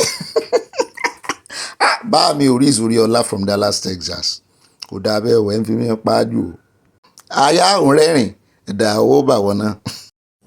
Ó dáa ẹ káàbọ̀ padà sáà ṣe dáadáa àdúpẹ́ lọ́wọ́ Ọlọ́run wá nǹkan olómi tútù ẹ̀ wá nǹkan tẹ́ mọ̀ fi rẹ̀ ń gbẹ bẹ́ẹ̀ náà ni ẹ wá nǹkan panu kẹ́ mọ́ fi sọ náà jíjà kémi wá bọ́ sójú iṣẹ́ gbogbo bí tá a ti mẹ́nuba ká wá fẹ̀ lójú bẹ́ẹ̀ náà ni báyẹ̀ báyọ̀ ọbọ̀ bá dilẹ̀ ẹ bá pín fáwọn olólùfẹ́ yín ìmọ̀ràn yín náà ṣe kókó ẹ mọ́ bá kọ́kọ́ mọ́ ju 5 lines lọ. Ó dáa alákọ̀ọ́kọ́ ń bẹ̀ ẹjẹ́ adé Kwara níbi tá a ti gbọ́ tán sọ wípé àwọn ẹgbẹ́ Yorùbá kan tán ti gbóhùn sókè tí wọ́n ti ń kìlọ̀ fún gómìnà wọn Kwara wípé kí ló dé tó ń wò ṣé ò rí gbogbo bí ṣe ń ṣẹlẹ̀ ní abẹ́ jurisdiction rẹ̀ ní ṣé bí wọ́n ní executive officer the most senior executive officer wọ́n ní àwọn wo ló wá ń sọ bẹ́ẹ̀ the Yorùbá Union a socio-cultural organization known as ìgbìmọ̀ májẹ̀kóbàjẹ́ wọ́n ní àwọn ẹgbẹ́ Yorùbá tórúkọ wọn jẹ́ ìgbìmọ̀ májẹ̀kóbàjẹ́ ilẹ̀ Yorùbá ni wọ́n ti fẹ̀hónú hàn tí wọ́n sì ti sọ wípé ominú ń kan àwọn lórí bí ètò ààbò ṣe mẹ́ẹ̀ ní Kwara South wọ́n ní ti Kwara South àwọn ò ní gbogbo Kwara wọ́n sì ń tẹnu àbùkù lu gómìnà Abdulrahman Abdulrazak pé ó ń wòran kò ṣe nǹkan kan sí i pé ó kàn ń wo àwọn region yẹn níran ni pé ṣé torí pé wọ́n jẹ́ Yorùbá àbí kí ló ṣẹlẹ̀ tó fi ń wò wọ́n ràn tó sì jẹ́ wípé àwọn terrorists àtàwọn Fúlàní ní darandaran àwọn ni wọ́n ká iṣẹ́ ibi ìmọ̀ lọ́wọ́. Nínú ìkéde tí wọ́n fi léde lọ́jọ́ Sunday wọ́n ní the union expressed deep concern that residents of several communities in Kwara South are living in fear. Ẹ̀rù ń bà wọ́n inú ìbẹ̀rù bojo ni wọ́n ń gbé. wọ́n nítorí àwọn afurasí Fúlàní darandaran wọ́n ní wọ́n á fẹ̀sùn kan gómìnà wípé ó ń gba monthly security votes lọ́wọ́ federal government yìí ó ń lọ Àbújá ó ń gba location o. Wọ́n ní he has failed to give a clear account of how the funds are being utilized to address the crisis. wọ́n ní owó tó ń gbà fún security vote kó wá sọ bó ṣe ń ná tó fi ń wo àwọn èèyàn ràn. According to the statement signed by the group's convener Olusola Badero and its home director Prince Balogun, the Yoruba Union accused the governor of concentrating development and security efforts on the state capital at the expense of other regions. Wọ́n níbi kan ló kọjú sí ṣé state capital nìkan ló wà ń lù ní àwọn yòókù wọn léèyàn àbí lẹ́sẹ̀ ń fìyà jẹ wọ́n lẹ́sẹ̀ gbójú kúrò lọ́dọ̀ wọn. Wọ́n ní the organization said that this uneven distribution of attention and resources has left Kwara South vulnerable to repeated incursions by armed herders. Wọ́n sàláwọn Fúlàní náà ni wọ́n ní àìmójútó bẹ́ẹ̀ ló fà á tí àwọn aráabí fi ń ráàyè. Wọ́n ní tímútímú kẹ́gbìndànù communities in Kwara South have become soft target ó kàn dàbí ti Kogi náà ni for these terrorists disguised as bandits. Wọ́n ní hundreds of residents have abandoned their ancestral homes in tán fẹ́ náà nìyẹn. Many have been wọ́n ti jí ọ̀pọ̀lọpọ̀ gbé. Bẹ́ẹ̀ náà ni those left behind are forced to live in constant fear. Sadly, the governor has not shown the political will to tackle the menace head on. Mi ò tiẹ̀ tí gbọ́ kó sọ̀rọ̀ rí. Mi ò tí gbọ́ kó lóun lọ bẹ̀rí. Sórí ìgbà tó bá dirú ti Benue mọ́ lọ́wọ́, ó ń wòran gbà tí ibi tó ń wà kọ́fíìsì ẹ̀ wà tí ilé rẹ̀ wà tó ti ń ṣe tó ń lọ mẹ́lọmẹ́lọ kò rán àwọn yòókù. Wọ́n ní the group noted that this will not only erase the heritage of the Yoruba people in Kwara South but also weaken the socio-economic fabric of the state. Wọ́n nítorí pé àwọn Yorùbá sọ̀rọ̀ síbẹ̀ ibi tá à ń lọ gangan lélẹ̀. Ọkàn rọ́bà ń ṣí fídíò yẹn kẹ́ gbóhùn arákùnrin tó wa mọ́tò tó láwọn ti ń kó lọ kò tiẹ̀ pẹ́ rárá. ìyá kó ló ń kẹ́rù lọ ìyá kó ló ń kó lọ ọlọ́run kó làwà o wàrà fẹ́ dahoro. Kaka ya kumkura mama ba karonjindi wame ba kura mama ba na karonjindi dia iwawa minime ba kando du mama ba kura mama ka be ko no ka zama yi wa bibu ka tonkorobo bibu ka tonkorobo juma na de ẹ dákun ẹ̀yin èèyàn wa ẹ bá pósì kíní kó dọ́dọ̀ Kwara State government ẹ dákun gbogbo ló tutù kátó o àwọn ará àṣàgbẹ̀rán tó lọ kó wáyé o tẹ́rì wọ́n kó wọn lọ o ẹ̀rí mọ́tò ló wà lọ́kàn náà kóró síbẹ̀ rẹpẹtẹ báyìí gbogbo ìlú báyìí ẹ̀rù ń ba gbogbo èèyàn o ẹ wo àwọn aráàlú lélẹ́yìí o òkè ọdẹ la wà báyìí o gáràjì òkè ọdẹ la wà báyìí báyìí ń ṣe fídíò báyìí ẹ dákun ìjọba ẹ là wá o ẹ ràn wá lọ́wọ́ o ẹ jọ̀ọ́ ohun tó ń ṣẹlẹ̀ ní òòlì ọmọ o láyé ọjọ́ àwọn ọmọ kéékèèké wọn lè lọ sílùú kẹrin ìlú karùn-ún àsìkò tá a wà yá àgbàlagbà gan olé ni kò lè dárìn mọ́ láàrin agíjú Ọlọ́run kó là wá o ìjọba Kwara ẹ ràn wá lọ́wọ́ o ẹ ràn wá lọ́wọ́ ẹ dákun ẹ ṣàánú wa o èmi tí mò ń sọ lélẹ̀ ìgbà ní bàbá tún lórúkọ tèmi ń jẹ́ ẹ dákun ìlú òkè ọdẹ la wà yìí ẹ ràn wá lọ́wọ́ ẹ jọ̀ọ́ torí Ọlọ́run ẹ dákun gbogbo tó ṣẹlẹ̀ yóò ti sú wa o ẹ rí gbogbo àwọn ṣe ń di ẹrù kó ń lé ẹrù náà kóde yìí o náà sálọ yìí o ẹrù láti Ṣàgbẹ̀ ọlọ́gọ́mọ̀ lọ gbogbo ọ̀nà bàbá ńlá wọn kẹrù wọn sálọ báyìí ni o ẹ dákun tó Ọlọ́run ìlú yìí ti sú wa o ó sú wa o àtàlábẹ́ àti gbogbo ìlú ló ti tú o ẹ dákun ṣẹ́ni táwọn èèyàn ń sọ káàkiri báyìí ẹ jọ̀ọ́ ẹ ràn wá lọ́wọ́ o ẹ jọ̀ọ́ ẹ ràn wá lọ́wọ́ o tó ọ̀pọ̀lọpọ̀ nǹkan tó ń ṣẹlẹ̀ báyìí kò yé wa o gbogbo nígbà fún sákò ń lu o ọ̀rọ̀ Ọlọ́run alọ́wọ́ ẹ dákun o sọ́ọ́rí gbogbo àwọn kéèké náà ogun wọn ṣe kó wọn káàkiri lé ní ẹ̀rí àwọn èèyàn ẹ̀rí gbogbo oníkàkú báyìí oníkàkú sákò ńlé ni o tá a bá sá lọ bí ìmọ̀ láti fẹ́ sá lọ ẹ jọ̀ọ́ ìjọba Kwara ẹ ràn wá lọ́wọ́ ẹ jọ̀ọ́ tó lọ abẹ̀yìn o ìlú tí ń túká mọ́ wa lórí o tí gbogbo olúwa túká tán talẹ̀ fẹ́ ṣèjọba lé lórí tí ìlú bá túká tán talẹ̀ fẹ́ ṣèjọba lé lórí ẹ jọ̀ọ́ a fi àsìkò yìí a fi rọ̀ yín ẹ jọ̀ọ́ ẹ ràn wá lọ́wọ́ nígbà tí gbogbo ọmọ kékeré ń kó òǹlù tágbàlagbà ń kó òǹlù àwọn olókùn tẹ fẹ́ ṣèjọba lé lórí so ó dọ́wọ́ wa ẹ dákun tó lọ ràn wá lọ́wọ́ o gbogbo àwọn ọjọ́ ọ̀la wa náà ń kó lọ yìí o táwọn lè bá di kó òǹlù tán báyìí kí ló tó kù tá fẹ́ máa jòkó lé lórí so nígbà tó ọmọ onílù bá fìlú lẹ̀ bó lálejò wá ṣe ni máa fi fọwọ́ lálẹ́ lórí ilẹ̀ wọn ẹ dákun ẹ ràn wá lọ́wọ́ o gbogbo mọ́tò tó wà ń gáràjì òkèèrè àwọn ti lọ sí Ṣàgbẹ̀ lọ kó àwọn èèyàn wọ́n ń sá kó lé àtẹrù àti gbogbo ẹ̀ náà kó lọ ilé ti pọ̀jù ẹ jọ̀ọ́ ẹ ràn wá lọ́wọ́ o ẹ jọ̀ọ́ o. ó náà lẹ ti rí yẹn o ẹ̀yin èèyàn mi ẹ gbọ́ inú odòwò ládà ọ̀run láì lé ìsì báyìí nítorí pé wọ́n jẹ́ Yorùbá ń bẹ̀ wọ́n ní wọ́n value wọ́n ní this is unacceptable that lives and properties in one part of Kwara are seen as less valuable than another. wọ́n ló sì ti pẹ́ta ti ń ṣe wọ́n ṣe fáwọn ọba Yorùbá tó wà lágbègbè ibẹ̀ yẹn náà tó bá ti jọba Yorùbá wọ́n ní wọ́n ní san sálárì fún wọn wọ́n ní mójútó wọ́n ti ẹ̀ nígbà kan wọ́n bí wọ́n ní èsì tó dáhùn gbà náà ṣùgbọ́n lọ́rọ̀ kan èmi láìkí bí àwọn ẹgbẹ́ Yorùbá yìí wọ́n ṣe kàn lábẹ́ fún ẹgbẹ́ ẹ̀mọ́jì ò bàjẹ́ ṣe é fọwọ́ sí abẹ́ fọwọ́ sí káwọn ọlọ́pàá tún tó wá sọ fún àwọn ọlọ́pàá Kwara kan tún tó wá ganu sí máìkì pé irọ́ ni àwọn èèyàn sálọ̀mù tá a fojú wa rí ta abẹ́ẹ̀rí ẹni tó ń sọ̀rọ̀ yẹn báyìí mo rí long video ẹ̀ ní ká ní mo rélè tó gùn ni ń bá lò ó rẹ̀ ẹja kó ń bẹ́ẹ̀ ẹja wá dé ọ̀dọ̀ Socioeconomic Rights and Accountability ìyẹn SERAP tí wọ́n sọ wípé tí Akpabio ò bá ṣe pápápá àwọn ò gbé lọ ilé ẹjọ́ o. wọ́n ń pe àkíyèsí rẹ̀ sí wípé pápápá pé kó tètè gbé ẹ̀sùn tí ìkànnú àwọn rep member ọmọlẹ́gbìmọ̀ asòfin bẹ́ẹ̀ náà ń pa àkíyèsí Abbas Tajudeen Abbas jẹ́ Speaker of the House of Representatives wọ́n ní orúkọ ẹni tó fi ẹ̀sùn kan gbogbo wọn ní Ibrahim Aoyo wọ́n ní kán gbé ẹ̀sùn lọ sí ọ̀dọ̀ Anti-Corruption Agency ìyẹn EFCC tàbí ICPC for investigation and prosecution of suspected perpetrators. Jigawa lawmaker Aoyo ní ọ̀sẹ̀ tó kọjá ló fi ẹ̀sùn kan àwọn ọmọ ẹgbẹ́ House of Rep kan tó ní wọ́n gba àwọn kan gba 1 million àwọn kan gba 3 million láti jẹ́ kí bíìlì kan tó ń pè ní Green Chamber pé kó pass pé wọ́n ti lọ gbowó lọ́wọ́ àwọn tó fẹ́ gbé bíìlì yẹn wá.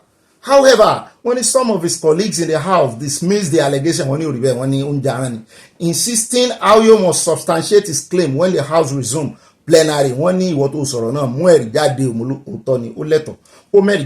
However, some of his colleagues, when speaking in Hausa, Aoyo was reported to have said, since I was elected as a member in 2015, no individual has given me a bill to pass. And also even the bills and petitions are paid for. You have to pay from 3 million, 2 million, 1 million to present it as we pay Natasha no so. And after you yes do fi kan Akpabio ni tó sọ wípé òun ló ń ti òun wípé kóun àwọn tí òun jẹ́ committee lé lórí àwọn tó gbọ́dọ̀ mọ report ilé iṣẹ́ NNPC wà nù wọn ó ló ń ti òun lòdì sí wọn gbà yẹn ó pè ní English ó ní terms kan tán máa ń lò fún nílé ìgbìmọ̀ asòfin ṣùgbọ́n àwọn èèyàn ka ọ̀rọ̀ Natasha sí ìkànnì wọn ló tún sọ̀rọ̀ yìí wíwo lẹ́nu awó wo ni gbogbo wọn fi ṣe wọ́n ní you have to pay from 3 million, 2 million or 1 million to present it, and after you present the bill you must follow up by lobbying the all 360 members of the House of Rep to accept the bill. Pé kì í sojú lásán tẹ́ bá rí wọn tó ń sọ wípé this bill mo lérò wípé kò ní indict deputy speaker wọn tó fẹ́ gbé bill indigenization wa ọlọ́run ló níyẹn ti fà wálẹ̀ mo lérò wípé kọ́lọ́run yóò lẹ́rìí ẹ̀mí mímọ́ tí ó ní ẹ̀rí kó kẹ́rì jáde lórí bí ò bá kẹ́rì jáde wàhálà ní fún o. In a statement issued on Saturday by the House spokesman Akin Rotimi, the Tajudeen Abbas-led House said the House of Representatives has taken note of a viral video in which Ibrahim Usman Aoyo, member representing Adeja Aoyo Kafin Hausa Federal Constituency of Jigawa State, tó ti fẹ̀sùn kan àwọn gbogbo àwọn pátápátá wípé wọ́n máa gba owó láti sponsor bill àti petition. Wọ́n ní these allegations are unsubstantiated pé kò tí ì sẹ́rìí bẹ́ẹ̀ kò tí ì fìdí ẹ̀ múlẹ̀, and if left unclarified wọ́n ní ó lè ba orúkọ àwọn jẹ́ àti ìgboyà tí àwọn Nàìjíríà ní nínú àwọn ọmọ ní àwọn Nàìjíríà olónígboyà nínú yín àbẹ́ ẹ̀mọ́ ń tẹ̀lé sọ. Only as that 10th assembly recently crossed its midweek mark ẹ̀rí bóyá tán bá máa padà dé wọ́n ti palẹ̀ ogun mọ́. Only the leadership of the House has consistently encouraged members to engage with their constituency during recess and report on their stewardship. This commitment is reflected on ti ń ṣe ìbò ibi tá ń sọ̀rọ̀ sí ọ̀tọ̀ ibi tá ń gbọ́rọ̀ lọ ọ̀tọ̀ àṣàmọ̀ wo bóyá wọ́n máa gbé ẹjọ́ lọ sí ọ̀dọ̀ EFCC bóyá àìsìn tí EFCC náà sì ti gbọ́rú ẹ̀sùn yìí bóyá wọ́n máa sọ́mọ̀ nárákùnrin yẹn kó kó ẹ̀rí lé àwọn lọ́wọ́ tàbí kó fẹ̀rí hàn kàn lè gbé iṣẹ́ ṣe wọn kúkú ní immunity àwọn gómìnà ló ní immunity. ṣùgbọ́n ibi tá a ti ń sọ yẹn lọ́wọ́ náà ni agbẹnusọ àbí igbákejì agbẹnusọ ní House of Rep ó ní kọ́fún láàyè òun ti rè bá sọ̀rọ̀ ó sì ti fọ̀rọ̀ jómi tó rọrọ̀ pẹ̀lú òun ó ní gbogbo ohun tó sọ ó lọ serious o ó ní ṣùgbọ́n kò rí bẹ́ẹ̀ mọ́ ni ó ti bẹ̀rẹ̀ ẹ tún fẹ́ gba ọ̀nà ìdákọ́ńkọ́ kẹ́ fi yí ọ̀rọ̀ ẹ̀ ó ní kì í ṣe bẹ́ẹ̀ ó ní àwọn òní kán mọ́ gbé lọ sí ọ̀dọ̀ EFCC tó bá ti lẹ́rìí ṣùgbọ́n gbogbo tó ń sọ yìí ó ní òun gbọ́ lẹ́nu àwọn alábàáṣiṣẹ́ pọ̀ ń pé bọ́n ṣe nílé ìgbìmọ̀ asòfin mo ní sóun ṣẹ̀ṣẹ̀ dé ní ṣẹ̀ṣẹ̀ dé lóko rẹ̀. ṣùgbọ́n ẹjẹ́ àgbọ̀ apá kejì ẹjẹ́ àgbọ̀ ohun tí ilé ìgbìmọ̀ asòfin kékeré ń sọ. The video clip and the interaction with him showed that he was actually, serious about it. He was the one there. I've personally phoned him to find out from him, and he said it was not artificial intelligence. But again, he apologized, in our personal conversation. You see, basically everywhere in the world, because of the selection process for leadership across the country, of course, out of 360 persons, sometimes you get to find that level of incompetence. Because to say that a member of the parliament since 2015 has not been able to sponsor a bill or even a motion on the floor of the House simply because someone is asking him to pay money, I think that is not correct. I want to categorically state it, to the hearing of Nigerians that it was a lie.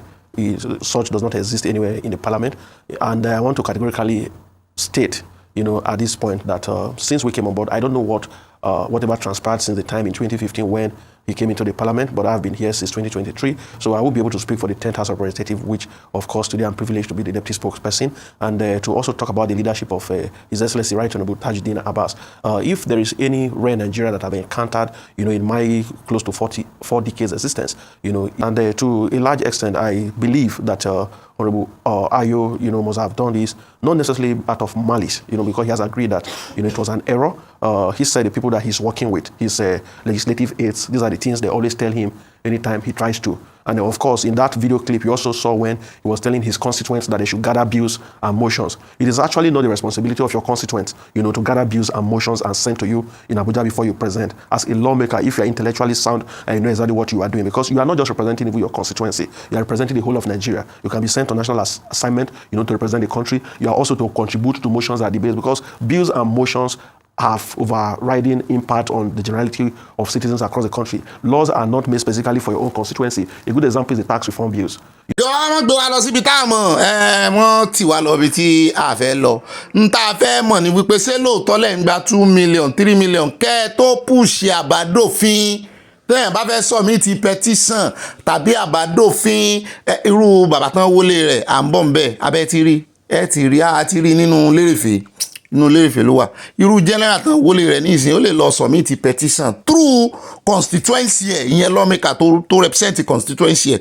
So nídìí èyí ń dá fẹ́ mọ̀ ní pé ṣé tán bá fẹ́ petition èèyàn tàbí tán bá fẹ́ submit bill irú àwọn tí ń submit bill ní ìsìn pé kẹ́ ẹ tún òfin kọ ṣé ẹ máa gba 2 million 3 million ṣé n tẹ́ fi ń kówó jẹ rèé ńlá fẹ́ gbọ́ lẹ́nu yín wọ́n sà ní ó ní kò rí bẹ́ẹ̀ wípé òun ṣe mistake ni ṣùgbọ́n àwọn ọmọ Nàìjíríà ní àwọn ń dúró dẹni tó sọ̀rọ̀ wọ́n lòun lóbì kó wá fi ọwọ́ ara rẹ̀ kó wá fi kó ìbíbí rẹ̀ wọ́n ní àfìgbà tó bá jáde tó wá sọ̀rọ̀ wọ́n ní ọ̀rọ̀ táwọn gbọ́ lẹ́nu igbákejì agbẹnusọ House of Rep wọ́n ní àwọn sì hàǹgẹ̀ sórí hàǹgà náà bígbà tí wọ́n bá hàǹgẹ̀ aṣọ tí ò tí ì gbẹ wọ́n ní àwọn ò tutọ́lẹ̀ títọ́ àwọn tó bá ṣáájú rẹ̀ gbẹ kó tó yọjú wá kó ìbíbí rẹ̀ jẹ pé kó sì sọ pé wọ́n dúnkòkò mọ́ òun pé kó òun wá sọ ń ta wọ́n sì ní ọ̀rọ̀ òkèrè ni bí òdì kan yóò lé kan out of every rumour an iota of truth wà ń bẹ́ẹ̀ bí ó ti ẹ̀ ju substance kékeré lọ òótọ́ ọ̀rọ̀ wà nú ọ̀rọ̀ wọn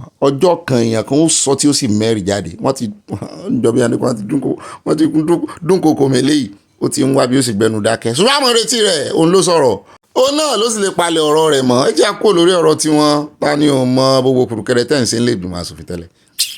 ká tó wá lọ sọ́dọ̀ Comfort tí ó lóun fẹ́ sọ̀rọ̀ láti ìgbà tí gbogbo ìṣẹ̀lẹ̀ ti Ibom Airline ti ṣẹlẹ̀ àti ìgbọ̀rọ̀ directly lẹ́nu rẹ̀ ẹ jẹ́ wá kọ́kọ́ dé ọ̀dọ̀ àwọn àjọ NBA níbi tí wọ́n ti ganu sí máìkì tí wọ́n ti ń sọ̀rọ̀ kò bá kúndùn okò ọ̀rọ̀ náà sọ ránṣẹ́ sí àwọn gómìnà wípé ẹ mọ̀ lẹ́yìn sórí fáwọn pé sáwọn wá jẹ́ bambiala síríàbò sáwọn kọrin bambiala dọ́dọ̀ yìí ni àbí àwọn jọ àlùmọ́jèrì wọ́n ní you are not doing us favour we are the third arm of government ẹ má máa polongo pé ẹsẹ̀ léyìí ẹsẹ̀ tọ̀hún fún àwọn agbẹjọ́rò àti adájọ́ ó wà nínú àlàkalẹ̀ òfin Nàìjíríà pé ẹ̀tọ́ àwọn làwọn ń gbà a kì í ṣe ọmọ gbẹ̀wùdà ní ẹ̀yìn executive àmọ́ we all have equal rights ẹ má fọ̀bọ̀ lọ̀ wá mọ́ ohun tó bá tọ́ sí wa nínú òfin ní kẹ́ ẹ fún wa ẹ mọ̀ sí wa ń favour mo ló ti ẹ̀ dáa tẹ́ ẹ bára yín dé yìí Nigerian Bar Association ló sọ bẹ́ẹ̀ o, mi ò mẹ́ni tó múnú bí wọn, ṣùgbọ́n jọ bẹ́ẹ̀ nípa àwọn gómìnà yìí náà ni wọ́n dárúkọ which gómìnà, ṣùgbọ́n ìkànnú àwọn SAN GT Ogunleye tó jọmọ mẹ́mbà wọn náà fẹ́ sọ̀rọ̀ wọn ní ẹ jẹ́ àwọ̀ ibi tí wọ́n máa gbé ọ̀rọ̀ wọn kalẹ̀ sí, ẹ bá ń sọ wọn sòsù ká ọ̀rọ̀ ẹ ń wò pé kí náà ẹrù ọ̀rọ̀ náà ni ẹ bá ń sọ wọn kalẹ̀ sí ká gbọ́rọ̀ lẹ́nu wọn. That problem has been with us for some time, and I call it a problem, as I will later expatiate, time permitting. And I can say that it's not only, evident at the federal level or the central level. It's also evident at the state level.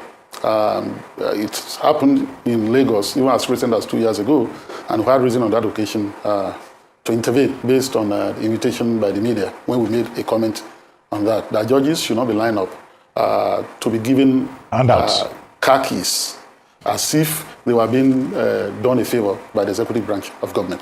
But generally, let me say this. The statement by the president of the Nigerian Bar Association is well intended and well delivered, and I applaud that statement. It is true that in recent times, there's been increased concentration on the issue of welfare of judicial officers and appropriate remuneration for them.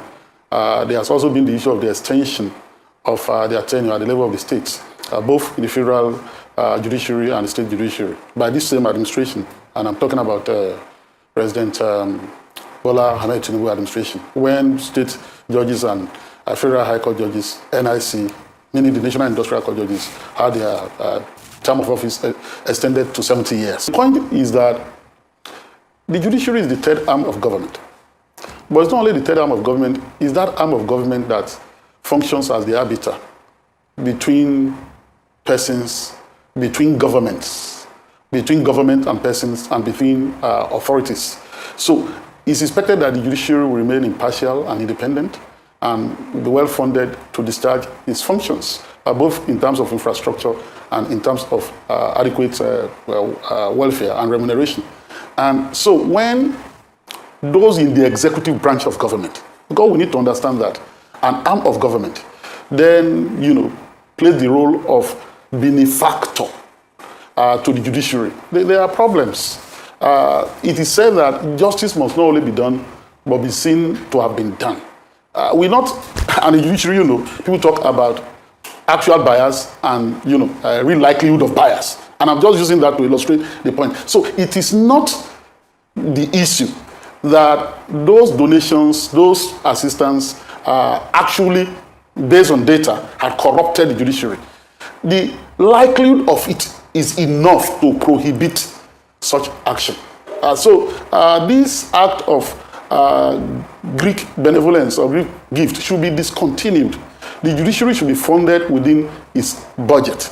And there are constitutional provisions to the effect that money standing to the credit of judiciary should be handed over to the head of the judiciary, both at the state level and at the federal level. And the agency have been taking custody of this money. There are other issues with whether the judiciary can actually be allowed to implement their own budget, spend their own money in the way it's been suggested, because that could raise other problems and all that, receiving tenders, awarding contracts, and so on and so forth. These issues continue to be ongoing debates. However, it is not appropriate, in my considered view, for us to have state governments in the executive branch of government, providing for the judiciary, building quarters for them, and so on and so forth.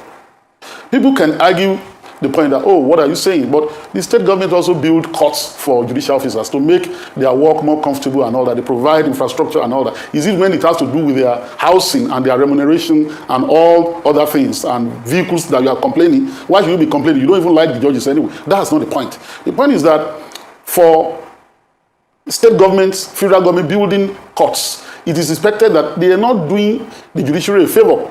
The expenditure is part and parcel of the budget of the state. So the governor is not spending his own money. Okay. It may be argued or contended that even when they buy cars for judicial officers, they are not spending their own money anyway. Okay, GT. The point, however, is that the manner in which this is dispensed, it raises a legitimate question or whether it will not undermine the independence of the judiciary. Nobody is saying that vehicles of judicial officers should not be changed within their budget. Yes, those who are in the executive every 2-3 years, they change their cars, or every time they get inaugurated in National Assembly or State Assembly, they bought new cars, and so on and so forth, new furnitures. Nobody is saying that this will not happen. But the way and manner it is done, undermines and impacts the independence of the judiciary. And I think that the NBA president and the NBA in general, got it right this time.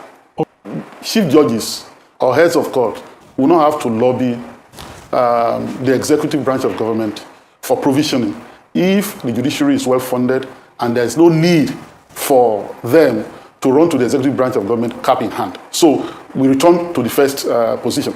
ó náà lẹ́sìn gbọ́ yẹn wọ́n ní táwọn sọ yí àwọn yeke president àwọn ó kan ojú abẹ ní kò wípé àwọn ò sọ pé kẹ́ ẹ mọ́ fáwọn mọ́tò àwọn ò ní kẹ́ ẹ mọ́ kọ́lé fáwọn ṣùgbọ́n táwọn sọ ni wípé owó ààbò lè fi ń ṣàbò lálejò owó àwọn ni ó wà nínú provision of the constitution bẹ́ẹ̀ náà ni ó wà nínú bọ́jẹ̀tì àwọn pé ìyàtọ̀ tó kàn wọ́n bẹ́ẹ̀ ni pé ẹ fáwọn ní freedom láti kó owó àwọn as written in the budget kẹ́ kó lé àwọn lọ́wọ́ káwọn ní freedom àti autonomy láti ná owó àwọn bó ṣe wu àwọn làwọn ò bá máa ṣe nǹkan ìfúnra àwọn kálẹ̀ ń rìlíìsì owó ilé àwọn lọ́wọ́ àwọn náà ló lórí ní judiciary pé bí executive ṣe ló lórí tó jẹ́ ààrẹ Tinubu pátápátá táwọn náà náwó tó wà nínú bọ́jẹ́ẹ̀tì fún wọn tí àwọn legislative náà àwọn senators àwọn house of rep tán náà lówó tẹ́yìn ó sì jẹ́ wípé kì í ṣe executive ní náwó fún wọn owó provision wọn fún wọn láàyè àwọn náà ń determine salary wọn àwọn náà ń determine allowance wọn pé ṣùgbọ́n kí lọ́pọ̀ fi sórí tí náà kí ó ṣe tí ẹ̀yin lẹ̀ ń determine báwọn ṣe náà wọ àwọn ẹ̀ tún wá náà fáwọn tán ẹ̀ tún wá máa gbéraga ń ta wájú kámẹ́rà bẹ́ẹ̀ ni wípé ẹ̀ ń ṣe àwọn lóore pé ẹ̀ ṣàwọn lóore o owó àwọn ni o pé ẹ gbàgbé gbogbo àwọn adájọ́ tí ń lọ́bì tí ń tẹ̀lé yín káàkiri wọ́n ní wọn mọ right wọn ni wọn làwọn mọ identity wọn mo ló dáa bẹ́ẹ̀ ó dáa bẹ́ẹ̀ ilẹ̀ súnra yín dé ìkórìtà yìí tí àwọn executive ń fọwọ́ lálẹ̀ fún yín ó kàn dàbí bí àwọn politicians àtàwọn lawmakers wọ́n ti ń fọwọ́ lálẹ̀ fáwọn lecturers àwọn professors èló ni professor ń gbà ẹwẹ́ já kù lọ́dọ̀ wọn. ó rẹ káàbọ̀ padà náà lẹ́ti gbọ́ yẹn o ó dáa kan máa gbomi ewúro síra wọn lójú àwa ń fẹ́ bẹ́ẹ̀ a sì ń retí ìṣẹ̀lẹ̀ ńlá tí ó ṣẹlẹ̀ ó gbélé yìí pẹ̀rífẹ̀rà ni o ìṣẹ̀lẹ̀ ńlá tí ó ṣẹlẹ̀ tí gbogbo wọn gbomi ewúro síra wọn lójú tán kọ̀yìn síra wọn òun là ń fẹ́ tán tú àṣírí ara wọn síta tí àwọn judiciary náà dúró déédéé ẹni tó bá yẹ kán rán lẹ́wọ̀n tán ràn nú àwọn politician ẹ já sáré dé Òṣogbo ká tó lọ sọ́dọ̀ comfort tí comfort la fẹ́ fi ṣe àfihàn tí eégún fi sọ ẹmọ́ bínú wọ́n ní lórí ọ̀rọ̀ ti ìyá Ọlọ́sùn ọ̀sẹ̀ tó kọjá yìí ní ọdún Òṣogbo tí àwọn èèyàn ń pariwo nígbà tán rí bàbá Ọlọ́sùn tó gba igbá lórí àrùgbá pé títorí ọmọ ìkéré ni ṣé ọrùn ń wọ ni ẹrù olóru kí ló dé ṣùgbọ́n wọ́n ṣàlàyé àmúfọ́nrán rẹ̀ wá ṣùgbọ́n báyìí Ọlọ́sùn ti wá ní gbogbo nǹkan sọ ẹ kó dànù àwọn fẹ́ sọ̀rọ̀ wọ́n ní àwọn ló yẹ káwọn rú ìgbà nínú àlàyé rẹ̀ síwájú ìyá Ọ̀ṣun pidán sọ pé ó ṣeéṣe kí ẹni tí ifá mú láti rú igbá kéré lọ́jọ́ orí ó ní ṣùgbọ́n ìyẹn kò sọ pé kí bàbá Ọ̀ṣun bá rú kí wá ló yẹ kí wọ́n ṣe bí arúgbá kò bá lè rú Ọ̀ṣun pidán ṣàlàyé pé àwòrò awo ni ọ̀rọ̀ kan tó bá rí bẹ́ẹ̀ ta ní ń jẹ́ àwòrò inú eré láti máa wo àwòrò Fádèyí Olóró àti bàbá àwòrò kọ́lọ̀ ń fọ̀mù kẹ́ bàbá àwòrò àwọn méjèèjì náà kan láti wọ́n mọ̀ ṣeré lọ́rùn báwọn wọ́n mọ̀ ṣeré Fádèyí lọ́rùn báwọn àwọn òní báwọn wo. wọ́n ní kódà ìyá Ọ̀ṣun Olójúdò sọ pé ọba kò ní agbára láti yan ẹni tí yóò rú igbá Ọ̀ṣun bí kò ṣe pé kí wọ́n dífá láti mọ ẹni tó tọ́ sí láti rù ú bí kò bá sí àwòrán awo nítòsí láti rú igbá Yèyé Ọ̀ṣun pidán sọ pé wọ́n gbọ́dọ̀ dífá láti mọ ẹni tí yóò rù ú ṣùgbọ́n bàbá làwọn di orò rẹ̀. bákan náà ni Ọ̀ṣun pidán sọ pé ọ̀pọ̀lọpọ̀ igbá tí arúgbá ń rù báyìí ni kò ní ìwúre gidi mọ́ látàrí bí wọ́n ṣe ń fi ojú ṣáájú yan arúgbá ọ̀rọ̀ wà ń bẹ òye Ọ̀ṣun Ìdó Ọ̀ṣun fìdí ẹ̀ múlẹ̀ pé èyí ló fà á tí àwọn ọba fi ń ní àṣẹ lórí àwọn atọ́kùn àti arúgbó Ọ̀ṣun báyìí ó rọ àwọn orí adé láti ṣe àtúnṣe sí ọ̀nà tí wọ́n ń gbà yan ẹni tí yóò ru igbá Ọ̀ṣun ṣé wọ́n tún kí ni ó wà ń bẹ tí wọ́n tún ṣe àyídáyídá rẹ̀ sẹ́ni tó bá ti rí igbá Ọ̀ṣun ó ti di olówó láyé mo ti ẹ̀rí ẹni tó rù ní last year kan àbí upper year ó ṣe marry ni èmi wọn kan máa marry wọn kan máa di àwọn sista nínú Ọ̀ṣun ni èmi wọn kan máa marry o bẹ́ẹ̀ kí ló le tó yìí tán tún wá ń tán tún ni wọ́n tún ṣe kinní bẹ́ẹ̀. Ọ̀ṣun pinnu sọ pé òun ni arúgbá karùn-ún tó ru igbá fún Ọ̀ṣun Òṣogbo kan tó wá lọ́kọ ní ìlú Ìdó Ọ̀ṣun Òkè. Ọ̀pọ̀lọpọ̀ àwọn ìyá Ọ̀ṣun náà ọ̀pọ̀lọpọ̀ wọn ti máa ń ru igbá rí, wọ́n ti máa ń ṣe arúgbá. Ìrírí tó yà mí lẹ́nu jù nínú ọdún Ọ̀ṣun Òṣogbo tọdún yìí ó ní wípé àfi bí ẹni pé àyàn arúgbá tuntun rí. Èrò ti tọdún yìí ó lékè nkà ó tún pe lékè sí ni. A dẹ̀ mọ̀ pé yóò rí bẹ́ẹ̀ torí pé kí ni torí àṣẹ̀ṣẹ̀ yan arúgbá tuntun òun ni yóò ṣe rí bẹ́ẹ̀. Nígbà tí arúgbá gbé ẹbọ wọlé orí mi dìde ni kò sí ọmọ omi tó bá wà láyìíká tí arúgbá bá ń bọ̀ tẹ́ǹsù tó bá sọ létí wípé arúgbá ti ń bọ̀ kálukú dìde lẹ̀ ni ẹni tó bá sùn á dìde ẹni tó sáré á dìde ẹni tó jọ kópa lọ́wọ́ báyìí tó ní òun fẹ́ sí ni ó máa dìde ńlẹ̀ ni nítorí pé arúgbá òun la ṣojú wa lọ́dọ̀ Ọ̀ṣun Àwúrà Olú tó bá ti ń bọ̀ orí tèmi kan pàápàá dìde ni màá fẹ́ rí i kálukú wa máa tún sọ nǹkan tó fẹ́ torí pé ìjàgbá wà mẹ́tò gbogbo tí a bá sọ àrọ̀ mọ́. A dẹ̀ dúpẹ́ lọ́wọ́ gbogbo àwọn tó tún yáyà láti wá bá a ṣe tọdún yìí àwọn náà nílẹ̀ mi. Orúkọ mi ni Yèyé Olókun Òkútẹ́niọlá Ẹgbẹ́jìwúrà Ìtànà Ajé tí mo jẹ́ ọbabìnrin àkójọ olókùn ìṣẹ̀ǹbáyé ilẹ̀ Yorùbá. Orúkọ mi ni Apẹ̀tẹ̀bí Adéṣẹwà Ifáníyì Mọ́rọ́ṣùkẹ́ Ifáìwà. Ó dáa n tó sàn sọnù ó dàbí pé nǹkan kan n tó wà lẹ́yìn ẹ̀fà ó jòjé lọ ṣùgbọ́n kán fẹ̀rọ̀ wẹ̀lẹ̀ kán fi yanjú ẹ̀ kán mọ̀ kó gbogbo ẹ̀ síta kán mọ̀ kó síta n tá a bá fọwọ́ bò ní níyì o kán ṣàtúnṣe gbogbo àwọn tí wọ́n bá ń ṣe kùrùkẹrẹ ń bẹ̀ kán jọ kán ṣe àtúnṣe o. Ó dẹ̀ já pò ń bẹ́ẹ̀ ìròyìn mélòó ló kù ńlẹ̀ ìròyìn bíi mẹ́ta ló kù ń bẹ́ẹ̀ ẹjẹ́ sáré dé ọ̀dọ̀ àjọ EFCC irọ́ ẹjẹ́ alọ́sọ̀rọ̀ kan fọ́ tá a bá dé ìròyìn méjì yòókù kékeré ni ẹjẹ́ á dé ọ̀dọ̀ kan fọ́ ó yá ìbá tẹ̀sí lágbára àwọn akọ́lá àbá sọ ẹjọ́ fẹnu ara rẹ̀ sọ gbogbo ọ̀rọ̀ sí rí lórí ọ̀rọ̀ ibom airline tán fi wá já sí òwò tó náà fi ṣìwàwù tó yẹn ó yá bẹ́ẹ̀ náà ẹjẹ́ àgbọ̀. So on the 10th of August on Sunday I boarded a flight from Uyo to Lagos. So when we're inside the aircraft, the normal procedure happened. The lady Juliana was telling everybody from the front, like from the front seats, coming to the back because I was at the back. So she came to me. She said she came to me. So while she was coming forward, so she came and I was struggling to like put my phone. I was putting my phone on flight mode. So she said no, that I have to put it off. So I told her that one of my phones, because I was with two phones, one of my phones is for a fault. The phone is bad. The power button is bad precisely. So I showed her that the power button is bad. So she said I can put off my phone without the power button. I said okay. So she said I should go to my settings. So while she was like telling me go to your settings and all that, I went to my settings. So she said go to your general. So while trying to do that, the pressure from her, so the man that was sitting on my right now helped me and off one of the phone. Put one of the phone off while we were struggling on the other one that has the power button is still. So she said I should go to the my general. I went to the general. I went to the settings and the general. So when I told her okay please before then I told her please can you assist me and spell general. She said she cannot touch my phone. She can never touch my phone. Children of nowadays. So I now turned to the guy that helped me to off one of my phone. I told him, please, can you assist me and spell general? So the guy now collected my phone and showed me and spelled type general on this thing. So when I went to her, like, okay, this is the general. I am here now. So the face that she was even giving me was not even encouraging. I had to click with the same guy again on my right. So please, can you please do you know how to she said, do you know how to help me and off it from here, please? He now said, okay, no problem, helps me and off the phone eventually. So now off the phone, the two phones, put it where it's supposed to be on the aircraft. And I thought, okay, I have offed my phone. So when she wanted to leave, she said, you'll see. I didn't take that to her because I've already eventually offed my phone, which I was having problem in offing it. So I eventually offed the phone. So that was it. When we landed Lagos, everybody was going out of the aircraft. I was pressed. I went to pee. So going to the toilet, somebody was already inside the toilet, and I had to wait for the person to come out. So when the person eventually came out, I went inside and pee and eventually come out. I cannot stay inside the aircraft, inside the toilet, because it's so small and so uncomfortable to be in there.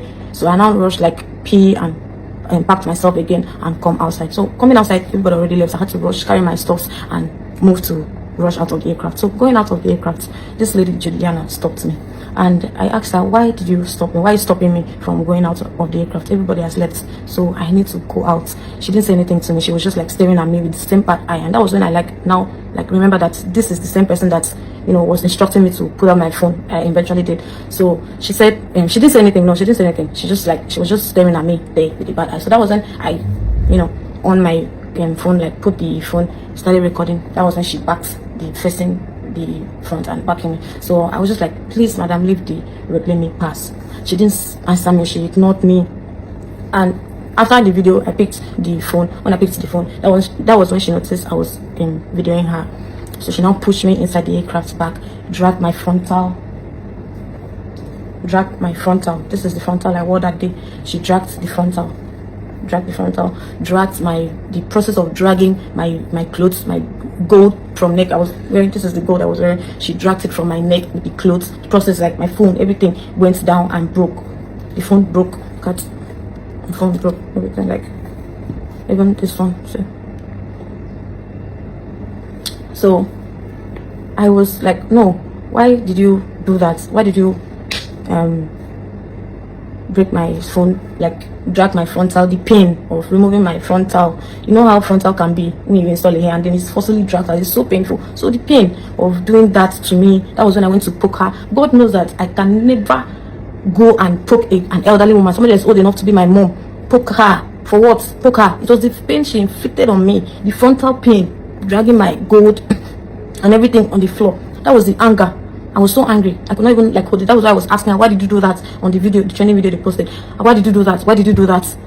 I asked her, why did you? Because you dragging my frontal wig and dragging me, calling me a prostitute. No, I just had to ask her, why did you do that? Why did you do that? That was why I poked her on the video. Why did you do that? So while on that, the whole thing, those guys came inside the aircraft and started surrounding me, and I was like, why?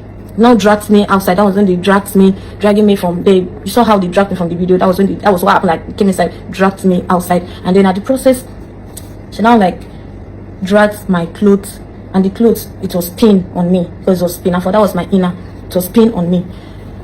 The pain of dragging it, and it's pain. It's wounded me inside. That the pain and everything, the frontal pain, this other pain. I was just trying to help myself when they dragging me out of the. ẹ jẹ́ àjọ tún wò lẹ́ẹ̀kan sí òpùrọ̀ ní òní ẹlẹ́rìí ń wà lọ́rùn. Mo dìídì tún lo fídíò yìí ní ọjọ́ kejì ọjọ́ tí ìṣẹ̀lẹ̀ tá a ṣe slow motion tí mo sọ wípé arábìnrin kan ni mo rọ́wọ́ ẹ̀ tó fa kíní ọmọ yẹn já. Ìkan náà bá mi lórí ìkànnì gan wọ́n sọ wípé bó mo ṣe mọ irú aṣọ tó wọ̀ pé mo ti mọ tú aṣọ yẹn ti pẹ́ mi ò tiẹ̀ mọ̀ pé pinafọ́nà mọ̀ pé tí mo ní sọmọdọ̀bọ̀ ẹ já tún fídíò yẹn wò. Mo sì ń pariwo lọ́jọ́ yẹn mo ní ẹ já ní sùúrù. Mo ní ọmọ yìí ti ń pariwo wípé ẹ release ẹ sá lè ṣe ẹ sá ní CCTV camera nù kíní ẹ release ẹ jẹ́ àwọ̀ ọmọ tí ń pariwo nǹkan kan náà ṣe fọmọ yìí. Ọ̀pọ̀lọpọ̀ ọmọ Nàìjíríà tó bú nísìnyí àbọ̀ kò tí ì parí ọ̀rọ̀ rẹ o. Ọ̀pọ̀lọpọ̀ ọmọ Nàìjíríà tó bú wọ́n ti wá bẹ̀rẹ̀ sí ní yí òun padà. ẹ wò wọ́n ti parọ́ ọmọ tẹ́lẹ̀ wípé ó lo fire extinguisher kàn fi fídíò hàn wá. Ọwọ́ ọmọbìnrin yẹn ẹ wò ọwọ́ ẹ̀ ní kẹ́ ẹ mọ̀ ẹ wò ẹ ti rí bó ṣe fa kíní yẹn ẹ tún wò ṣé ẹ ti rí pé ìkànnù wọn tó wọ aṣọ orange ẹ rí so Ọlọ́run ló máa mọ ẹjọ́ dá Ọlọ́run ló mẹjọ́ dá lórí ọ̀rọ̀ ọmọ Nàìjíríà o. Trying to cover myself, my body was out there, and then they were videoing at the process. My body was out. I was even looking for a way to cover it. Some of them were trying to touch me, and I was trying to cover myself, feeling myself like I was the only one there, and they were surrounding me, trying to cover myself while they were trying to do video. All of them, they surrounded videos, cameras everywhere. I was surprised because I never expected that. Tearing my clothes and videoing everything, videoing me, my body outside, my naked body outside, plus the pain. No, it was so much for one person to play. It was so much on me. I could not hold myself again. I was just very angry. Started asking them, why would you do that to me? Why would you do this to me? And still video me again and still put it out there. The trauma, it's too much on me right now because as I'm talking to you now, I cannot even go out again because my body is out there. people already know that this is the person. They know me. I cannot even like go out again. I'm ashamed to like go out because my body is out there. Some people have even used it to make sticker. So that was what happened inside the aircraft before the incident that I booked her. She already like inflicted pains on me, which I could not bear it.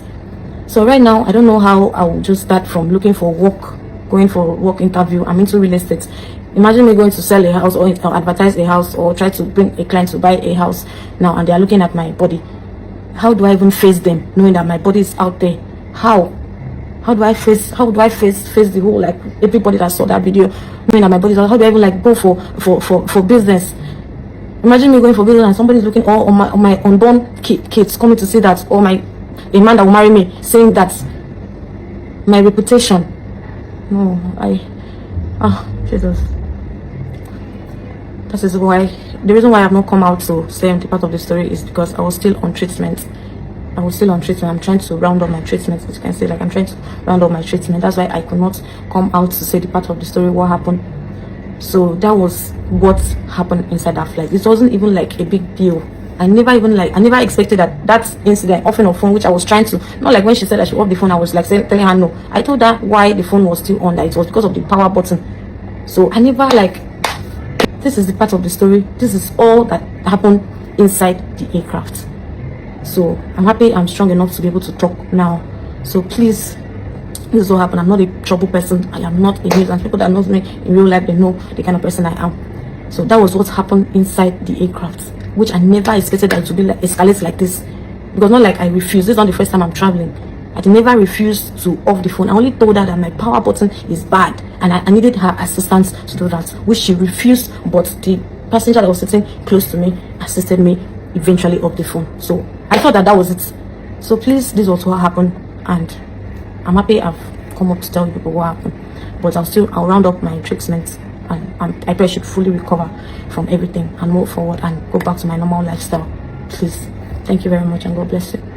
Gbogbo ẹ̀yin tẹ́ ẹ bọ́ pín mo mọ̀ pa ní ríru wọn lórí ìkànnì ṣé ti ń tọrọ astagafuru láì ṣé ti ń tọrọ ìdáríjìn tó ráwọn kan ó sì mọ bú pé ẹ lọ wo orí Instagram ẹ ṣe bó náà ìwọ̀kúwọ̀ ní wọ̀ ṣebí kìíní kan àní nípa kéèsì tó ṣẹlẹ̀ yìí gangan ni ẹ sọ̀rọ̀ sí sówọ́ ọ̀tí ẹ wá ogun tọ̀wọ̀n ìsọdálẹ̀ tó bá ní irọ́ nípa torí wọ́n parọ́ mọ́ pé ọ̀dà allegedly kí wọ́n ti sọ pé kìíní wọ́n lè lọ mú fídíò jáde kán produce fídíò nù plane wọ́n lè láwọn ò ní CCTV nù plane èyí tó ju CCTV lọ́wọ́ ni torí bí plane bá já gan black box yóò record gbogbo ohun tó ṣẹlẹ̀ so nídìí èyí kán produce CCTV inú kìíní ẹ wo power button lásán lódì wàhálà èmi gan wà lára àwọn tó bú ọmọ ẹ wípé bójú ọmọ ẹ ṣe rí ọmọ ẹ ń lo iPhone kò mọ fóònù ń pa ṣe rí mi kọ́rọ̀ tèmi jẹ́ mo tọrọ astagafuru láì lórí àgbàgbé tí mo ní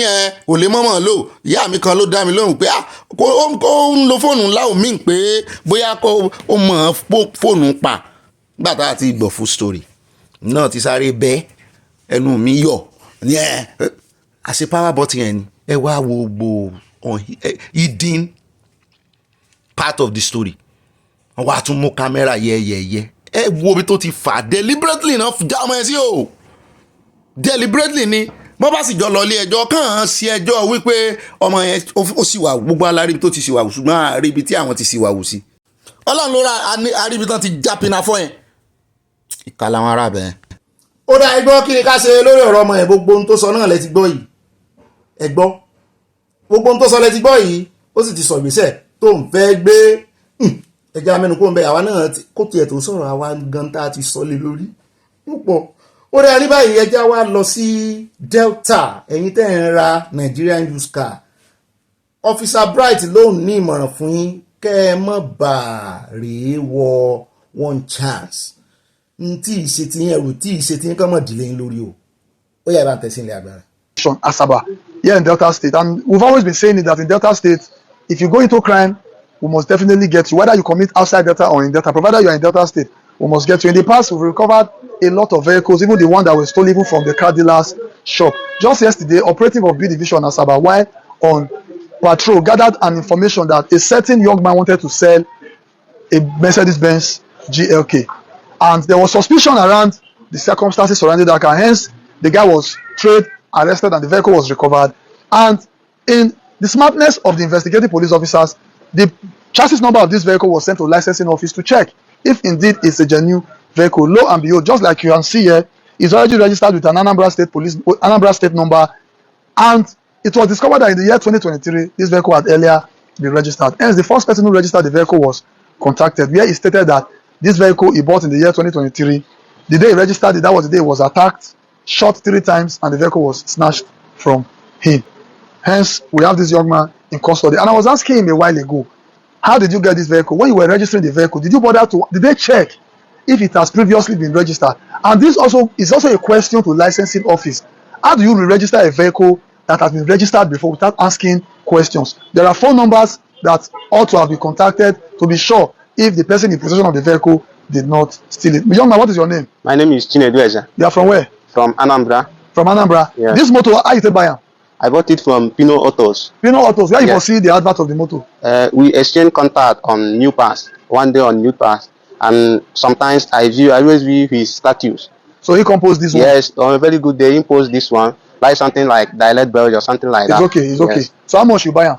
I bought it for 10 million. How did you pay the money? I sent 5 million through bank transfer. I'm still with the bank account, and I sent the remaining balance through USDT.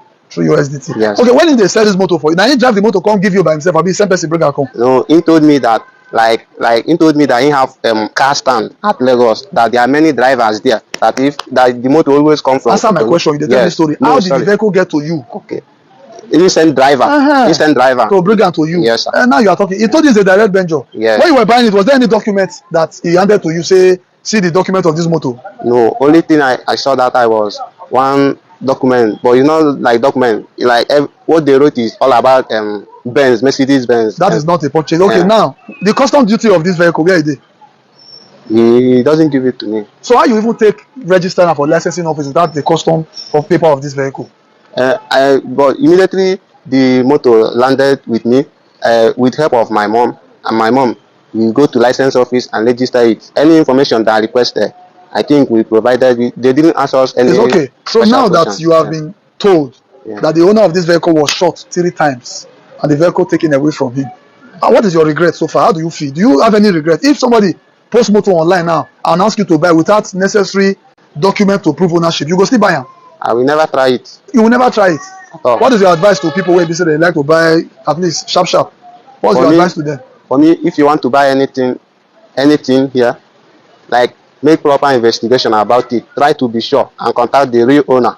Not just buy from people you just meet. This is beyond cars. It also counts when it comes to even phones and other items. It's beyond cars. Ọ̀rẹ́ mi Bright yọ̀ọ̀dà fún ọ my best friend in police force àmọ́ra rí àríra rí ṣùgbọ́n mo láìkí ẹ̀ lórí gbogbo àwọn ọ̀rọ̀ tí wọ́n mú wáyé náà ni ẹ jẹ́ àfikín ní ìkẹ́kọ̀ọ́ o pàápàá jùlọ lórí ọ̀rọ̀ mọ́tò mo fẹ́ lo mọ́tò kó o mọ́ lè béèrè dọ́kúmẹ́ǹtì wá rò pé o léèyàn ní licensing office wá dé o débẹ̀ èèyàn tó ní náà sáré bọ́ rẹ́gísítà ẹ wá wò káàtì ẹ̀ wá sọ pé ń tán tó ní mọ́tò gangan originally ó ti kú. bí àwọn arábí ṣe wọ́n ṣe nìyẹn o àti ẹ̀dùpẹ́ wọ́n yìn ń bọn ni kò sì lè remain the same mọ́ òun nìkan ló lè yọ arákùnrin bẹ́ẹ̀ ní ìsìn pé ẹ filẹ̀ òun nìkan ṣùgbọ́n tóun náà bá yarí wípé ó ṣeé ṣe kó jára àwọn ńkọ́ bóyá ó ṣeé ṣe kó jára àwọn tó wá rọ̀bù ń lọ́jọ́ sí. ẹ wo nǹkan kékeré sùúrù kékeré mọ̀jẹ̀ kan fi nǹkan sóòsì rí àwọn tí máa ń ta irú nǹkan báyìí wọ́n mọ̀ kàn án lójú ni pé if you don't come and just put something on ground kó mọ̀ bá a lọ kó fi dè mọ́lẹ̀ irọ́ ni o bí tán bá ti ń kàn mí lójú èmi ìdúró ń bẹ̀ o.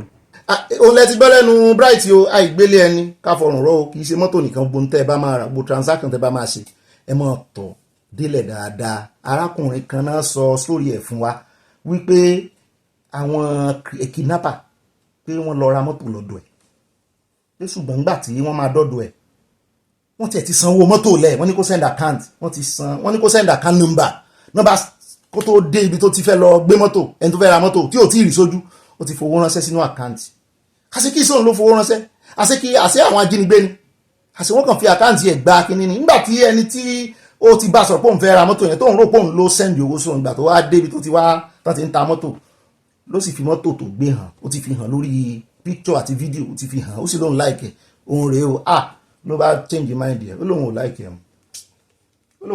mọ́ ewu lẹ wá like ó ní actually pé kó bá ń dá owó yẹn padà pé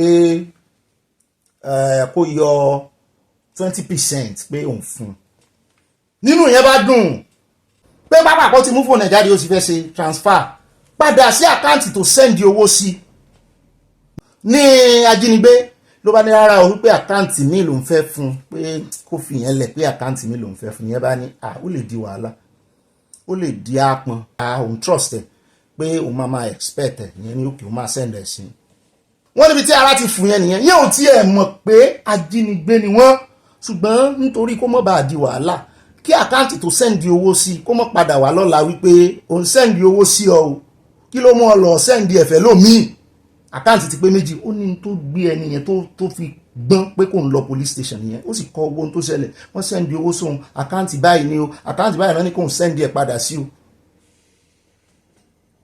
ó sì kọ́lẹ̀ ọlọ́pàá rẹ́gísítà ẹ̀ lọ́mọ bá iṣẹ́ àjò rẹ lọ ó bá ní o sẹ́ndì ẹ̀ sínú àkáǹtì kan sẹ́ndì ẹ̀ bẹ́ẹ̀ ló bá sẹ́ndì ẹ̀ síbẹ̀ ọjọ́ kejì náà ní àwọn tó sẹ́ndì owó sí wọ́n bá dé wọ́n bá trace ẹ̀ pẹ̀lú àwọn ọlọ́pàá wọ́n bá dín pápá mọ́ra wọ́n ní ìwọ ló jí àwọn gbé ìwọ ló béèrè ransom ó ń kọ́ ìwọ ni ó ń kọ́ ó dẹ̀ nìṣó ní police station yìí wọ́n ní làwọn ọlọ́pàá bá dá sí wọ́n ní ọlọ́run ló kó yọ pẹ̀lú bó ṣe kọ kíkíní lẹ́tọ̀ rìpọ́ọ̀tù lẹ́tọ̀ wọ́n ní bí ìbá ṣe kó tún lówó lọ́wọ́ òun náà dúró déédéé ká ní tálíkà kan ni wọ́n lò ní òforíkò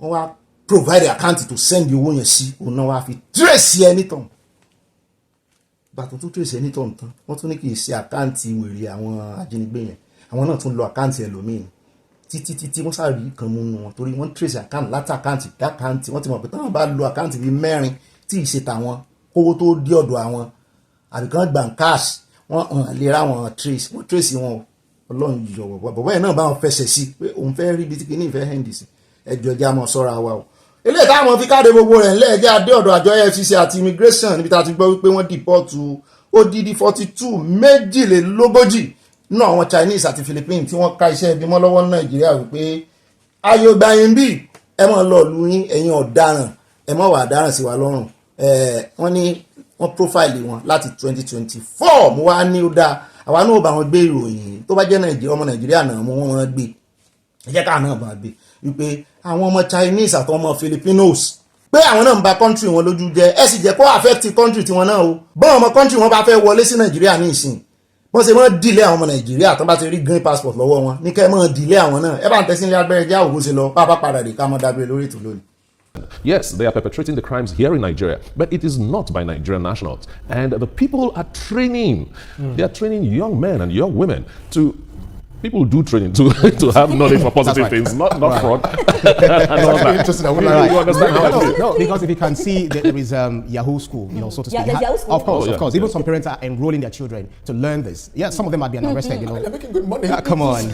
But if you're a parent and you're doing that, you should be ashamed of yourself because there are different things you can take your child to learn. There's hairdressing, there's tailoring, there's so many things. Why fraud? Why Yahoo? Yeah. So any parents, doing that is totally wrong. But the thing there is that you are doing your genuine business in Nigeria. Some other people are coming into this country now, looking at Philippines. You're looking at the Chinese. These are people we felt, okay, we can have bilateral relations and then we do businesses together. But they're using the opportunity, because Nigeria is an open field and then we're open-minded, especially to foreigners. But now using that opportunity to defraud not just Nigerians, people outside of the country on our own soil.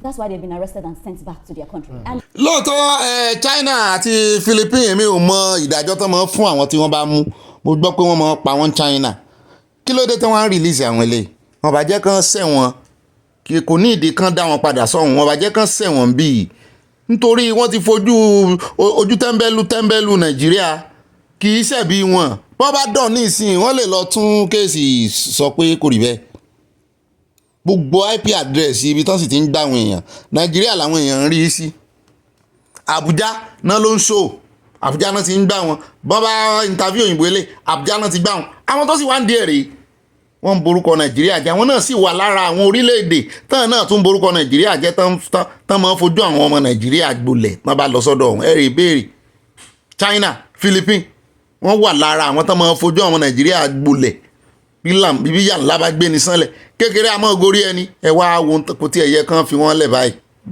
kàn sí fi wọ́n lẹ̀ kò yẹ kan fi wọ́n lẹ̀ bẹ́ẹ̀ kó jẹ́ kán fi wọ́n lẹ̀bẹ̀ kí lẹ lérò pàápàá jùlọ pẹ̀lú ojú wọn tó ń jẹ́ kán bò yìí láì sínú covid wọ́n tún ń lo face mask irọ́ kan fi gbogbo ojú wọn síta pátápátá ẹ̀rí bọ́ ń cover ojú láì ṣẹlẹ́yà kán jẹ́ kán sí ojú wọn síta kí gbogbo ayé rí wọn tó bá tiẹ̀ jẹ́ yẹn nìkan la ni wọ́n lè achieve kí ni essence pé wọ́n ń lo mask tán dẹ̀ aláwọn kan lo mask what's the essence ọ̀pọ̀lọpọ̀ ọmọ nàìjíríà ló ti ń sọ wípé irọ́ àwọn believe pé àwọn náà mú lóòótọ́ why tán ṣe jẹ́ kán lo mask imagine èmi gan mo sì ń gbé news yìí orí bákan sí mi.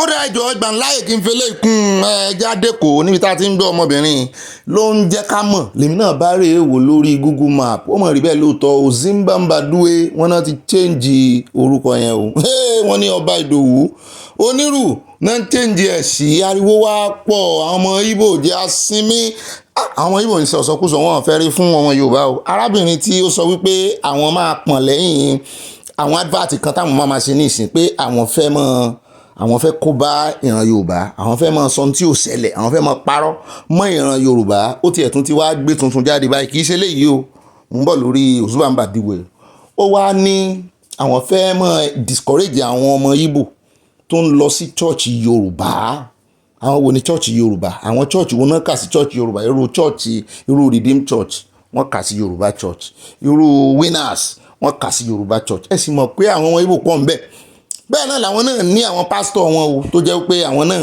náà lórúkọ wọn níbẹ̀ nìkan mọ́ lọ wọn náà fẹ́ discourage wọn ní ewu kí náà ń pèlè ewu ní Ìgbò ṣé ìṣẹ̀ran wọn lò ní gbogbo àwọn pásítọ̀ Yorùbá wọn láwọn ṣetán pẹ̀lú Yorùbá mo ní èyí kí ló wá ń bí inú nígbà tí Yorùbá bá wá ṣe tiẹ̀ legally ni Yorùbá sì ń ṣe ìlú wa láwa ilẹ̀ wa ni ṣé ẹ rí kò sí ìjọba náà kàn ń ṣe wọ́n kàn sojú ayé ni wọ́n mọ̀ pé division wà ìgbésẹ̀ tí kò tiẹ̀ ń gbé lẹ́nu ọjọ́ mẹ́ta yìí ó jẹ́ kó so clearly wípé oko ìjẹ́ ti bàbá tọmọ kó mọ̀ làálàá ẹ ti ń gùn wá gàlégàlé jù Ozimbambadue olórin ti fi kọrin wọ́n ní bó o bá tẹ Google Map sí ní ìsìn ìwọ tó ń lọ sékòó láti diaspora bó o bá rè ń wá Ozimbambadue wọ́n ní yóò dúwe rẹ lọ bòrí ni o wọ́n ní ọba Abíọ́dún Onírù ní kó o tẹ̀ sójú ẹ̀ ó kọ Yorùbá kọ́ change gbogbo ẹ̀ mo ló dáa bẹ́ẹ̀. kọ́ everybody kó jórúkọ fada ẹ̀ kọ́ everybody jórúkọ fada ẹ̀ lórí ilẹ̀ kò jù bá náà lọ a gbọ́dọ̀ fi identity wa ṣeré mọ́ pàápàá jùlọ tó bá ti ní í ṣe tó tún jẹ mọ́ territory tó jẹ mọ́ ilẹ̀ orúkọ Yorùbá ni àwọn náà wọn kì í talẹ̀ fún ìran Yorùbá wọ́n ní policy àwọn ni mo gbọ́ interview tí kan náà àwọn ọba wọn ṣe wọ́n ní kì í ṣe ti kà wọ́n ní orolé àwọn ni ìṣẹ̀ṣe àwọn ni traditional àwọn ni ṣùgbọ́n wọ́n ti gbàgbé wípé Yorùbá lọ abọ̀ wọ́n ní èèyàn ló wà lẹ́yìn òrò tóró fi ń ké èèyàn náà ló wà ní eléyìí tá à ń ṣe jì. Think of it carefully. Ladipo Market, the heart of auto spart in Nigeria. Computer Village, the ICT hub of West Africa. Alaba International Market, the largest electronics market in Africa. Aspamda Trade Fair Complex, Igbo Merchants Fortress. Do you think all of this will last forever untouched? Plans are already being cooked. One day the shock will come.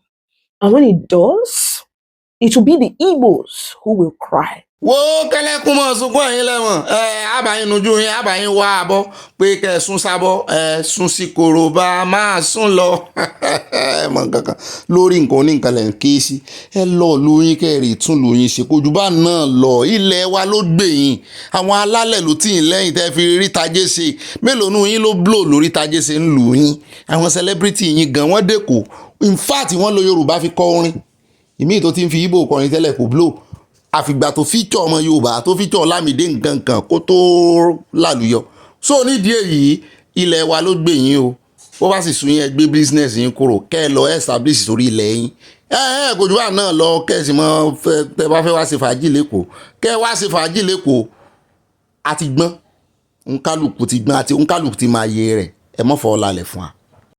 ó dá òkè ìdún kò pọ̀ sókè báyìí lọ bẹ́ẹ̀ ó gé àníríjú báyìí lọ nú ìpàdé ọlọ́mọ orílẹ̀-èdè tòní ó dùn mọ̀ràn bó bá dénú yẹn bá pín kó kalẹ̀ kó kakò ìmọ̀ràn yín náà sí kókó kó wọ́n ju 5 lines lọ ibi tí kọ́má tọ́ sí ẹ bá fi kọ́má sí ibi tí full stop bus stop tọ́ sí ẹ bá tó ń dorí rẹ̀ ń bẹ́ àfi ìpàdé lọ́la yóò mọ̀ jọ àṣì o a sì mọ̀ rórin bára wa ṣe yóò yá kò ní yẹ̀lẹ̀ á dèrè àfìrí ìjẹ́kọ̀ goodbye and I love you.